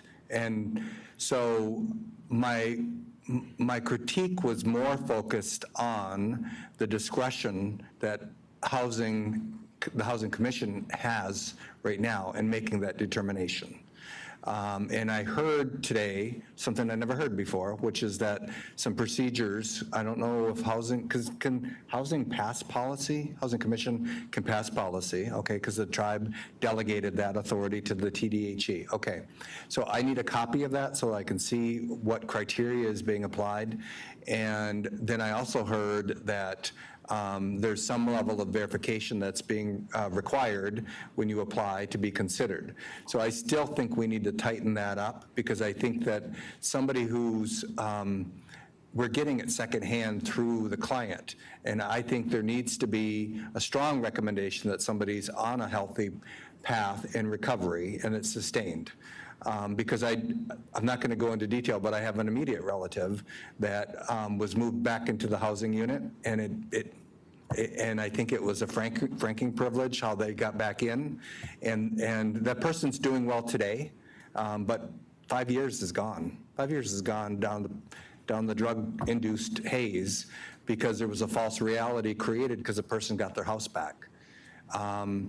So that's what I'm interested in. I'm 100% in support and recovery, but I think that it needs another level of recommendation from a qualified person to say, this person is on a healthy path, they need the supports, and that they're actively engaged in recovery. That's what I'm looking for. So, yeah. Okay, so I don't see anyone else on this list, so I'll say a couple words. I've worked directly with this population, spent a reasonable enough amount of time in my life through getting an education and working in this field. I work with this population on 3 reservations. I think if we make it harder for people in recovery to access housing, it's just going to make it harder for them to stay in recovery. When we talk about generational problems, substance abuse is obviously one of them. You know, 20 years ago, there's substance abuse issues on the res. 20 years from now, there'll be substance abuse issues on the res. You know, zero tolerance doesn't work. We know that. Prohibition doesn't work. You know, we're trying different things. We're trying harm reduction. We hope that fewer people will abuse substances on the res, but we're also cognizant of the fact that a lot of people will use them. You know, that's why we've created a MAT clinic. That's why we've created meeting space, the old church on Shunk Road. If it was up to me, I would eliminate the misdemeanor requirement, because most misdemeanor convictions they're minor. It's possession of marijuana, it's things like that. It seems like we pick and choose which substances will get you kicked out. You could have a drunk driving, and alcohol is definitely a drug. Alcohol has plagued Indian country far worse than any other drug, you know, but you can get a drunk driving, and that doesn't impact your ability to get into housing whatsoever. So I would eliminate the misdemeanors. I would lessen the felonies to, I don't know, maybe 5 years. And I get it, we have to have a balancing act. We don't want to have people who are maintaining drug houses on the reservation, but at the same time, we don't want to make it harder for children with parents who are diagnosed with substance use disorders to find safe and appropriate housing. So, I mean, there's all kinds of studies that you can read about the poor outcomes that those children face, and making it more difficult to get into a house, it just adds more problems to their lives. So that's from me. Obviously, you guys don't take direction from me. You know, I'm hoping that we get some good recommendations from you guys that can make it easier for these families. I appreciate it. Okay. All right, we ready to move on to the next item?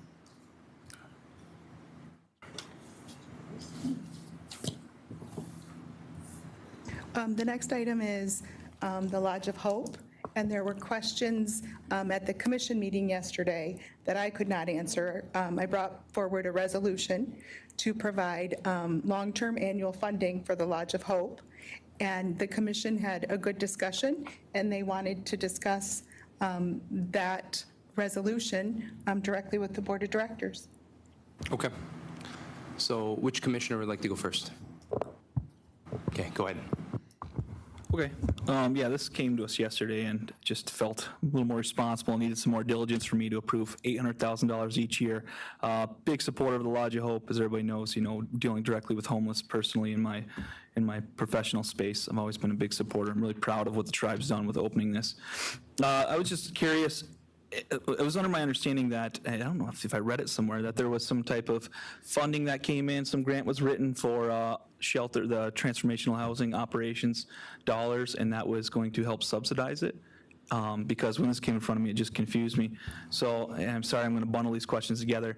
If there was, will it continue? And if it does continue, is it just basically this a placeholder in case we don't receive that funding, and this is more in lieu of the appropriation you want us to approve long-term? So I think what you guys are confusing is the appropriation that we received from the state of Michigan for $1.25 million. So that wasn't a grant, it was a one-time appropriation from the state. Vice Chairman LaPlante and myself, we did tours of Lansing and DC, and we talked about different projects that could be funded by the state and federal government. And this was one of them. So if you're talking about a grant, I know that the Housing Authority received some money for an apartment complex at Odenang, but not specifically for this project. Okay, thank you. Anyone else? Yeah, go ahead. Well, I'm just going to say, so that is supposed to take care of 25, correct?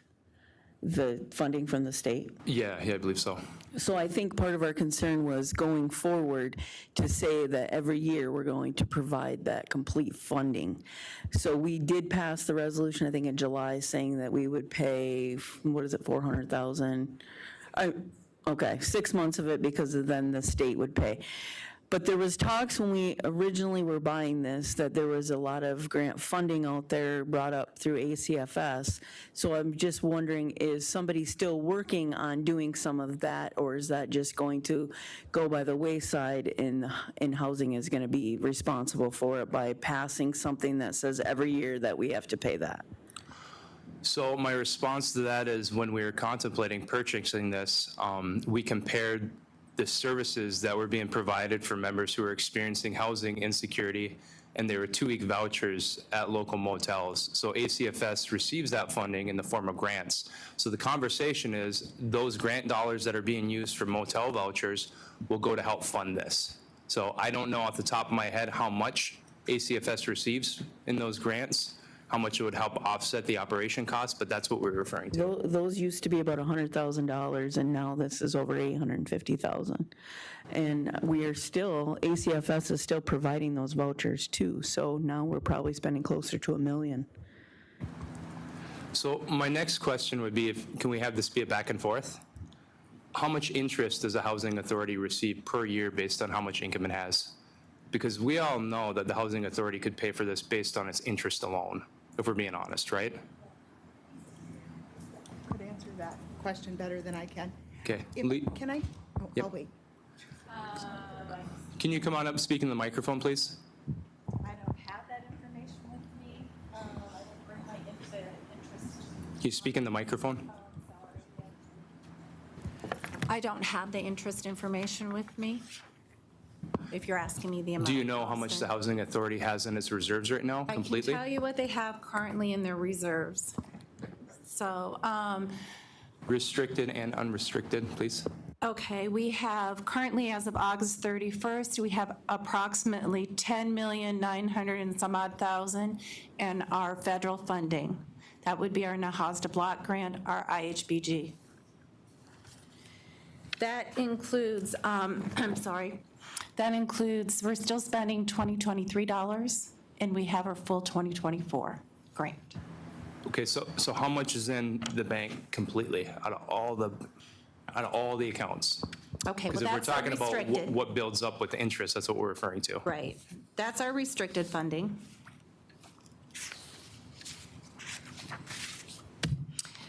We have what we call our non-program. And now the Housing Authority is allowed to make non-program and program income. And we generate that through rentals. Non-program income, there are no restrictions or very limited restrictions, so it's pretty open. And that amount is approximately $5.2 million. And then they also produce what's called program income, which does have some restrictions. And that's 3.2 million, 3.3 million as of today. So out of all those funds, how much do you think accrues in interest each year?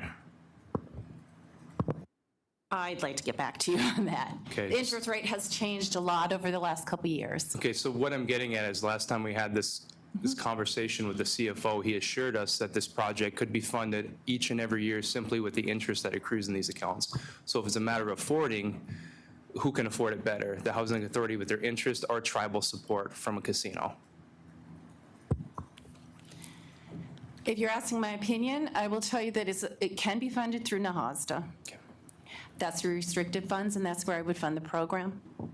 That's my opinion. Okay. We could use interest. We do receive our NAHASDA funding. We receive $7 million this year. We've already made 100 and some odd thousand since we've received the dollars. Okay, and that's your recommendation to fund it with NAHASDA dollars? It's an allowable expenditure from NAHASDA. Okay, I agree. Deb had a question in the back, and then I can call in some board members.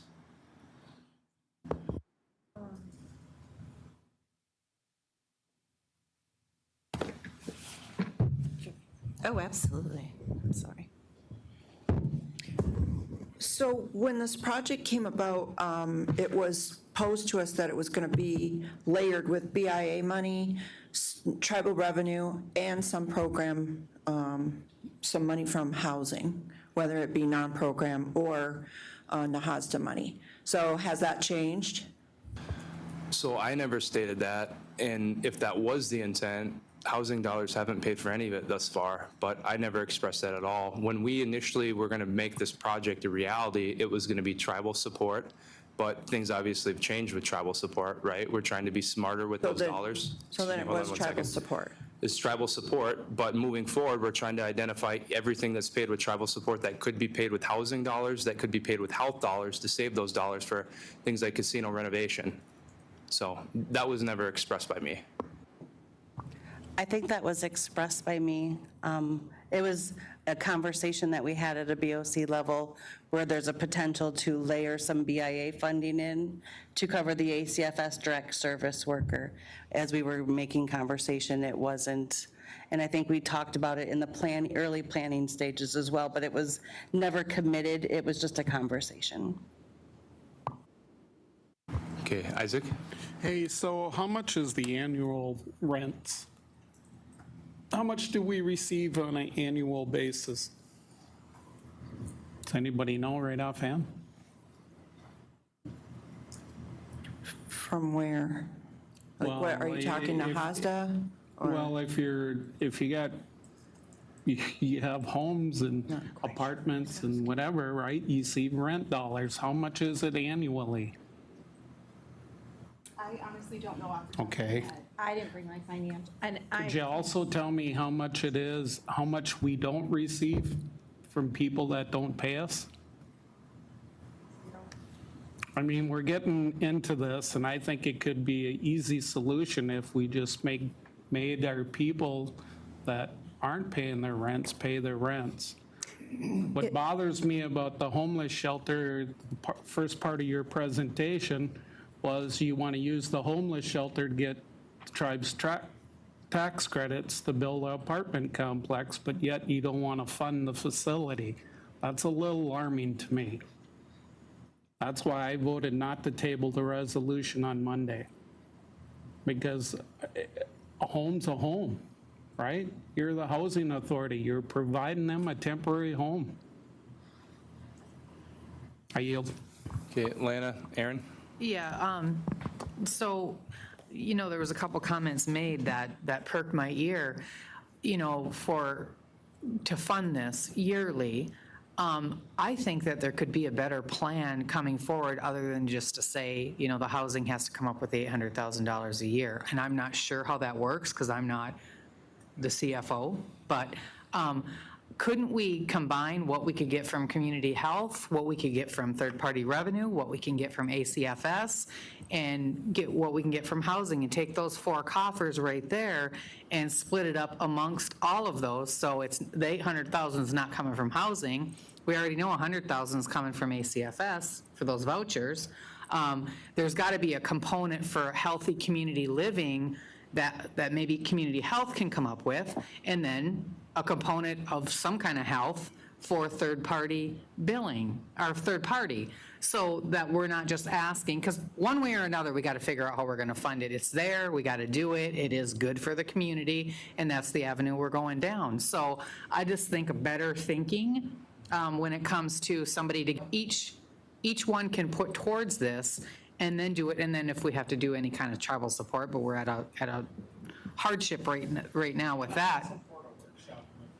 Yeah, I mean, that, I think that we can come up with it to reduce that amount that we're asking from housing so that they can pursue their projects and really think, have a workshop with our CFO and ask for recommendations on how much each coffer could give in, other than just say one has to pay for it. We can, but I would suspect that the Housing Authority would still be stuck with the bill. I mean, when we read their mission, improve the quality of life for tribal members through affordable and unique housing opportunities. Our vision, to create and sustain housing programs that strengthen the quality of life, economic self-sufficiency, and future growth for the members of the Sioux Tribe of Chippewa Indians. I mean, that shelter, I'll call it in just a second, provides emergency and transitional shelter services for our members, right? So it was created in response to us failing to meet the housing needs of our members. We have members that are on the streets. There are no shelters west of us until you hit Marquette. There are no shelters south of us until you hit Petoskey, and I believe that's just a day center anyways. We live on the Canadian border, and housing insecurity, if anyone's ever experienced them, I did. I've never told anyone this. We stayed at a shelter when I was a kid. I might be the only one at the table that can say that, you know what I mean? It sucks. It sucks. You have no dignity, Christmas sucks. It's awful, right? So we have an obligation to provide for this population, and we haven't done it so far, and that's why we've done it. Right now, it's who's paying the bill, right? These dollars belong to the tribe, and I think housing dollars are the most appropriate. So. Can I just? Yep, Deb, I want to call on Deb first. Okay. All right, I think that we can all agree that we are for this solution of the housing in homeless shelter. The problem comes down to paying for it. And the key thing that you said and that resonates in my mind is the future. So as a young person, that has always been either we are taught the 7 grandfathers going forward, but more importantly, I was taught looking 3 generations back, being in the present, and 3 generations forward. So our goal is to make sure that it is sustainable. That's all we're asking for, is that it is sustainable moving forward. Second, one bad administration, and we don't know that housing could be completely cut. I mean, if you look at Project 2025, they're saying things about cutting departments like education. So that's the other thing that, you can look at housing as a group of people that you married a squirrel that hoards its nuts, and the other one, the turtle that keeps moving forward. We don't move fast, but we plod forward as we save and build for the future. So again, it's not that, I'm opposed to the homeless shelter, not at all. I go up there and work. I've been up there a number of times. What I am worried about is that with regard to our funds for housing, we use that money to cushion us. So I remember one year when our money just didn't come in for whatever reason. We had to rely on that cushion of money to carry us through until that money came in. So, and also this lady that was sitting here talking about our tax credits, instead of going through the TDHE, we were talking about the umbrella of the tribe. And again, if you guys are layering this and putting that money in and we're all paying for it, and the TDHE of housing is working in conjunction with the tribe, I believe that it will also look better for us in the long run when we're going after these tax credits. And I know that this is a very emotional topic, but for me, our goal is to create and make sure that it is sustainable, and that is it. Other than that, it is a very worthy cause. I want to see all these people get help. I'm so thankful about the apartment buildings that, we're going to be building, because we've had that on our list for 20 years that we've needed a single-person type of apartment building to do the wraparound. And unfortunately, as part of Housing Commission and housing, we're like a turtle. We don't move that fast, but do we plod forward? Yes, we do. Moving all those people out of St. Ignace, they were people that their children had aged out, and we needed a place to move them, so we built the elder shelter. So again, I'm looking forward to working in conjunction with everybody here and coming up with a sustainable plan for our community. Okay, so Lana wanted to speak. Did I miss anybody? Hey, Aaron? Okay, which one of you has raised your hand first? No, Yeah. I'm good. I'm good. Yep. You want to speak, Aaron? Yeah, all right, so I'm going to apologize ahead of time before I say it. When I was on the Housing Commission, the Housing Authority was recommending 33% increases across the board for everybody. And so I had, Danny Tadgerson and I teamed up, and I had requested, without names, all of the current rents, the proposed rents, and because housing staff kept saying, no, that's not true, that's not true. So then I did my own calculations, and sure enough, it was not 33%, it was 30% increases. Everybody, even low-income people, were going to get 33% increases. At the same time, we had non-low-income people perpetuating to live in tribal housing. In one case, we had a couple who worked for the tribe that were making over $120,000. We had housing staff that were living in tribal housing that were not income eligible. And so we fixed that then. So what I'm worried about is losing sight of our purpose as a tribe. In the Constitution, it says that we will perpetuate our way of life. Recently, we had a 17-year-old who was facing eviction. That can never be right. That can never, should never happen. So there's a values adherence. We talk about the 7 grandfathers, but it seems like we pick and choose when we apply it. Earlier, we were talking about recovery services, and it seemed like we were all on board, and I almost felt like I was the bad guy because I want to see a recovery path.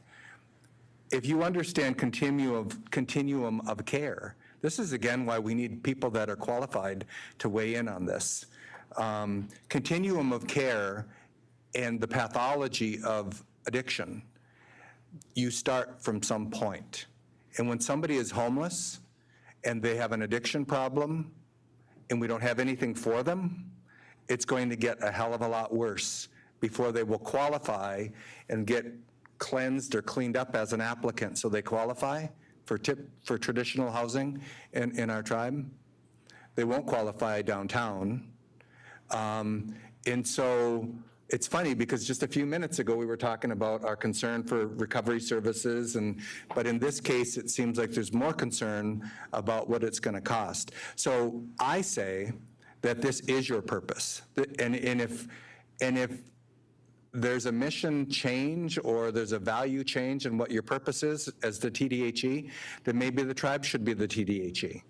I have always been in defense of our housing to be separate and distinct, but this is an example of where somebody begins down the path of needing respite from homelessness. I was homeless from the time I was 15 till I was 18. I know what it feels like. If anybody doesn't know what that feels like, watch a video, try to simulate it, try to figure it out. Because when you're homeless, you feel like you're going to take your life because you have no hope. So I know I watched the meeting, I wasn't in an office, and I watched all the back and forth and the hate, and the applause when the board voted to overturn the shelter. That was disgusting to me. Those people should hang their head in shame when they voted for it and when they applauded it. So this is your purpose. You have not provided this step, and the fact that somebody on this board or this board collectively figured out that step, we don't have to blame anybody for it. We just have to embrace it. That's where we're at right now, is we're providing that missing step. I have family members who have struggled with addiction over the years, who have lived in motels, with the tribe putting them up in those motels because they had nothing. One of them, because he's repeatedly, I started advocating for single apartments 25 years ago, and it wasn't what we do. You know, what we do is we do family housing, right? So I'm glad that we're getting there now after 25 years, or maybe longer than that. But who knows, maybe he would have gone a different pathway. Or because of his addiction, rather than putting up somebody up for 2 weeks, that's a temporary fix. You might be able to stay sober for 2 weeks, and then as soon as you're back on the street, guess what? You're gonna find the quickest fix because it's so desolate. To be homelessness is so desolate. So I think this is your purpose, and I think that we should be lining up to support this continuum of care, this missing piece that we have never provided, and I said we, not you, but we have never provided in housing before. This is our chance to support it. We can continue to go look for additional funding. You know, it does, Deb's right, if Project 2025 passes, we're all in big trouble. But we can advocate. I know that I just checked out Nahasda, it's not been reauthorized. I'll team up and help with that, but we need to advocate for additional funding and go after that for this piece. I think we can get funding for this piece. Tribal opiate response funding possibly, SAMHSA funding possibly, IHS recovery services possibly. So I think we should be supporting it. And maybe you are supporting it, and I don't mean to be critical of those of you that are asking questions, because sustainability is important. But sustainability for what? This is our core mission and our core purpose. Who better than the people who have no other options and will end up on the street? So I support permanently funding through model projects or through interest, and we can work on trying to find the additional funding. We're pretty good at that. We can go out and try to find, I'm pretty good at it, we can go out and find that funding to close that hole and then maybe make those dollars available for housing purposes again, or non-homeless housing again. Thank you. Okay, Lana? Yeah, and again, we can start right here in our own tribe to figure out what we can do with the coffers that we have available. I don't know if, and I don't know all the details, but there's got to be some kind of rule in there with community health, applying community services to a community homeless shelter, that we can take those dollars. So start right here at home. Someone have to work, yeah, but let's do that. And I just, you know, the tone here, it's not fair to criticize people that are asking questions, because the commission is vested with you know, being responsible for what Deb had just explained, and they did a pretty darn good job. We have 400 and how many units, 482 units across the 7-county service area. So they have a responsibility too, to keep everything moving constantly with our housing needs that are they just get worse. So, and I wanted to say, you know, we're all Indians in this room, probably every single one of us, and nobody has a corner on the market about having some really hard struggles growing up. We all have. I can look at many of these faces around here and know dang well that no running water. I mean, we didn't even have a bathroom when I was 8 years old. We had an outhouse, and that was not that long ago, really. So, right, you know, so we've all had some pretty horrific housing and hard times in our life. So I think everybody in this room wants to come to a conclusion on how we can fund it, and everybody says it is a great thing. It is needed. It's made a difference, that shelter. Even better that there's a vision to get something after the shelter, and that's the apartment. So I'm hoping that we can think big about how we can get that amount down, especially if there's concern. I'm really happy that everybody is at the table together finally, because I pushed for to get back to that, so the commission and the board can discuss as one in one tribe to figure out what we need to do moving forward. There's no doubt we're going to have to figure it out because it's open and we need it. So I just kind of wanted to defend a little bit on you know, the commission's responsibility, which is huge, and so is the board's huge, to figure out what we have to do. So I just wanted to say that. Okay. Joey, I'm going to say one thing, and then I can turn it over to you guys if you guys want to speak.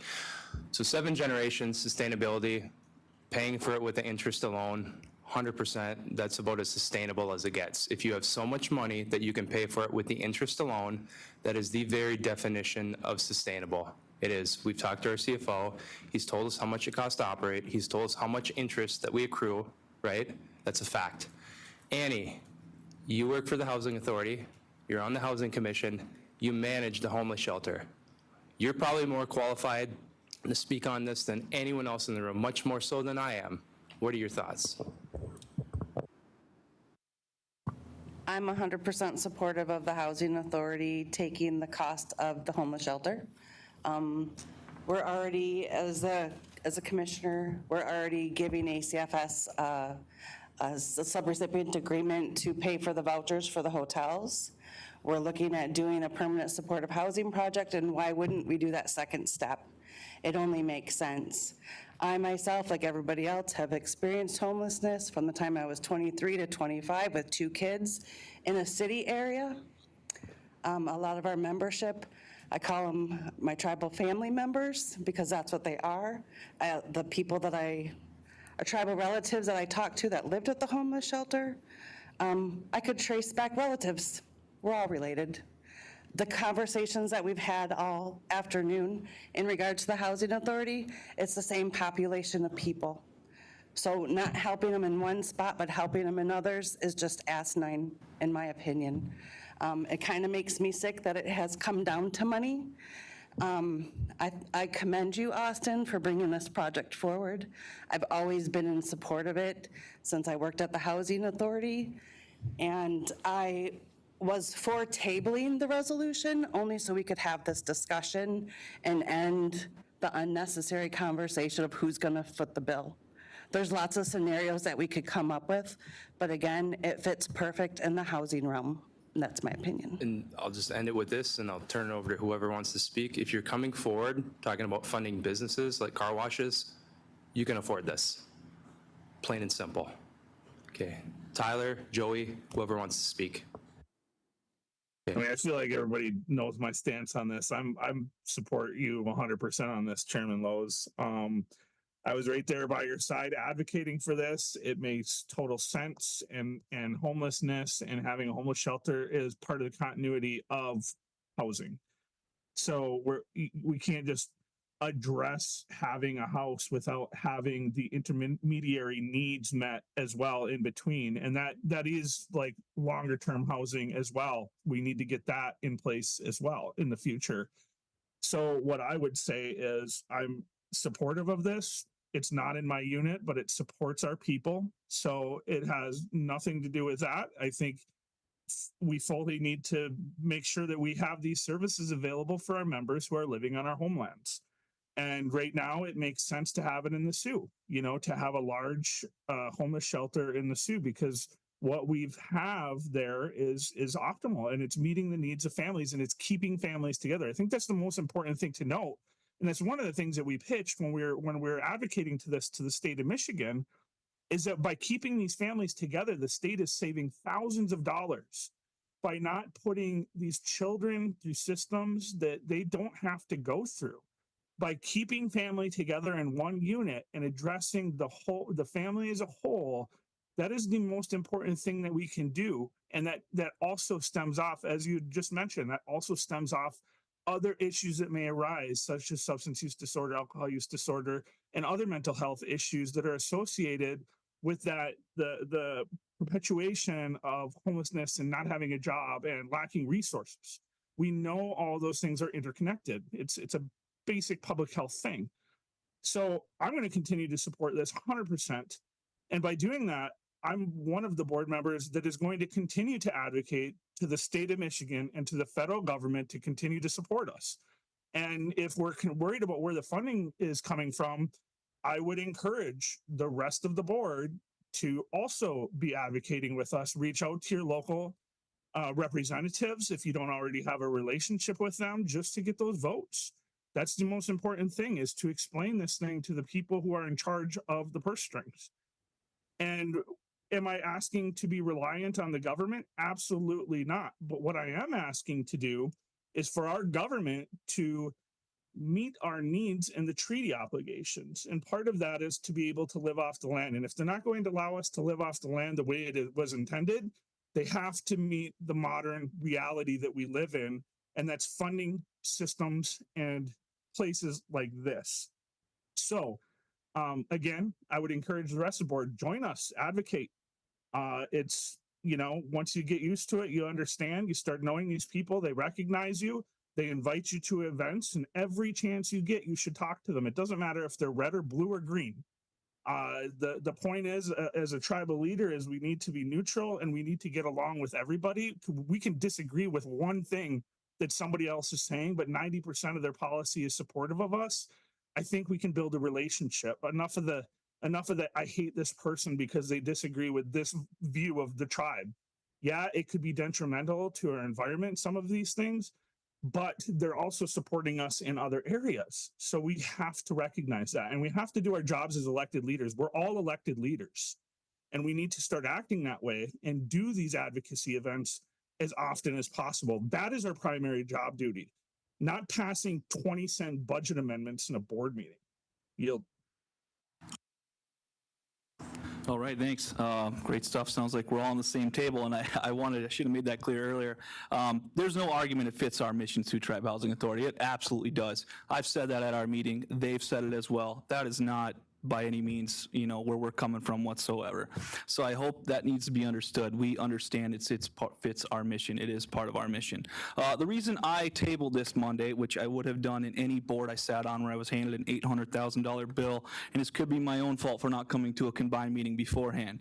This bill, this hits our table. It says long-term annual operations. What is that? $800,000 a year. Okay, more detail, right? I came here today because of that's why I tabled it, so we can meet today. I've had my questions answered today. I appreciate what you guys have said. Austin, I appreciate your answers. Aaron, I appreciate you discussing looking for future funding streams for this. That's going to be very important, especially because this is just the housing stock side. You're going to have the supportive stuff through ACFS that also needs to be funded through COC. So I hope that those efforts can continue after this, and we can look for more funding. We're very fortunate to have the Housing Authority in such a financial position to pick this up. Thankful Joni is so experienced in her team, so it's just very nice that we have her. One thing, too, I wanted to share is, I know it appears, we're in a strong, healthy financial position, but we're approached with multiple different funding requests at our board meetings for the Housing Authority. We just approved some vouchers on Monday. And it's, we don't just sit on this cash and everything. A lot of things come across the table and opportunities, and we leave it open. This definitely fits it, and I would like to talk with the team and explore, and I think it'd be more of like through the, not exactly dipping into unrestricted, but maybe putting it in the block grant if there's budget room available there. So it's just my thoughts. This totally fits our mission. I've said that to the team, and I understand. I got my questions answered here today, so I appreciate it. Aaron? Here's real quick. Is Maxine Waters is the last person who submitted legislation to reauthorize NAHASDA. Is she still pushing for qualifying freemen for eligibility for NAHASDA? I don't know at this point. I haven't read up on that in probably about a year or more. The whole reauthorization has kind of just slid by the wayside a little bit. Right now. I don't know if you guys talk about it at TIAC. Bridget might be a little bit more versed on that today than I am. Yeah, we hit that every time we meet. We meet twice a month and then twice in person, and HUD is really listening to us. In my unit report, I did publish a lot of numbers and facts that we did discuss at this last one. And like I said, they are listening. They're going out to our reservations. They are trying to get it. We have suffered because the other agencies have kept up with inflation, but we have not. So we're way behind, and so we're asking that our 24 budget is the baseline going forward. So they do seem to be listening, but that they're not the ones at the top all the time making those decisions. So. Okay. I don't see any more hands up on this topic, so we can move on to the next, which is the low-income tax credits, right? Okay. If you guys are all ready with that, so are we. Okay, so yesterday, the commission did approve. They approved vouchers for the Ishpeming project that CHN is putting an application in. And they also approved vouchers for the St. Ignace project that CHN is putting an application in. It's currently an elder apartment complex through Community Action. And they're putting in a LIHTC application to do some remodeling and upgrading. The building's been there 20, 25 years at least, 20 years. So it's ready for some upgrades. So they did approve vouchers for that. I did mention, because in the CHN paperwork, it does list Sioux Tribe as a development partner. So I did mention that through the EDC, that we've been a development partner at Garfield Landing and potentially for the Ishpeming project, and that potentially we may have one more come forward out of Sheboygan. Dan Doyle has shared that information with me for vouchers. And then they asked about the relationship between the EDC and the vouchers. And I said, the EDC is a board level thing. It's a development thing. They may earn a developer's fee in the process when the building is done. So I could not answer all of their questions. I can answer from the voucher side. So I don't know if a commissioner wants to expand on the questions that you had yesterday. So I think it boils down to the housing is providing the vouchers, but Dan is going to get the revenue for that. So we talked about, could we get the revenue because we are providing the vouchers? I mean, potentially. I think at the end of the day, it's a board discussion, and it's a discussion that we should have with Danny in the room, especially if he's the one that's active in the community, that's seeking out the developers, you know what I mean? So it's a possibility, but let's have a workshop on it. If I could. Yeah, yep, of course. So with non-program income, we could look at that. The Housing Authority could partner with the EDC and be part of that development team. I don't know what the amount that was put in. I think it was maybe $100,000 to Garfield Landing, I believe. I don't know what is being committed to the Ishpeming project, but the Housing Authority could come to the table as a developer as well. Yeah, I don't see why not. That's a good idea. Are you talking about, okay, let's say potentially the Sheboygan apartment complex gets awarded those tax credits, they build a place, EDC owns those units, you guys partner with them by providing vouchers to Sioux Tribe members to move in there? Is that what you're talking about? I don't see why not. I think that's really creative. Well, that's what's happening today.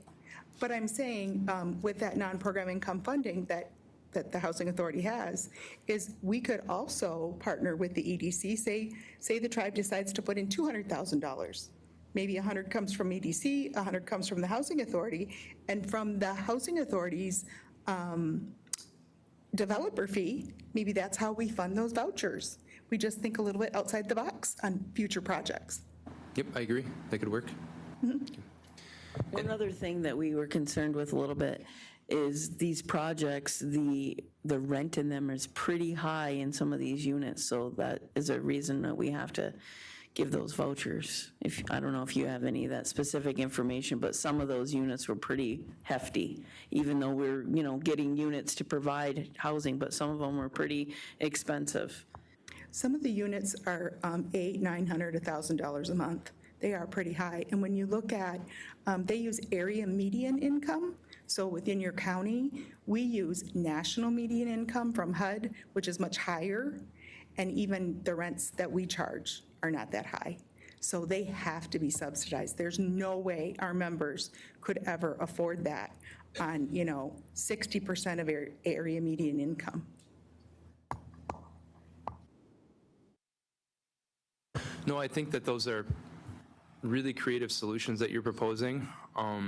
Any conversation from the board about what's being proposed? Okay, anything else to discuss on this matter? Okay, Any other topics to discuss?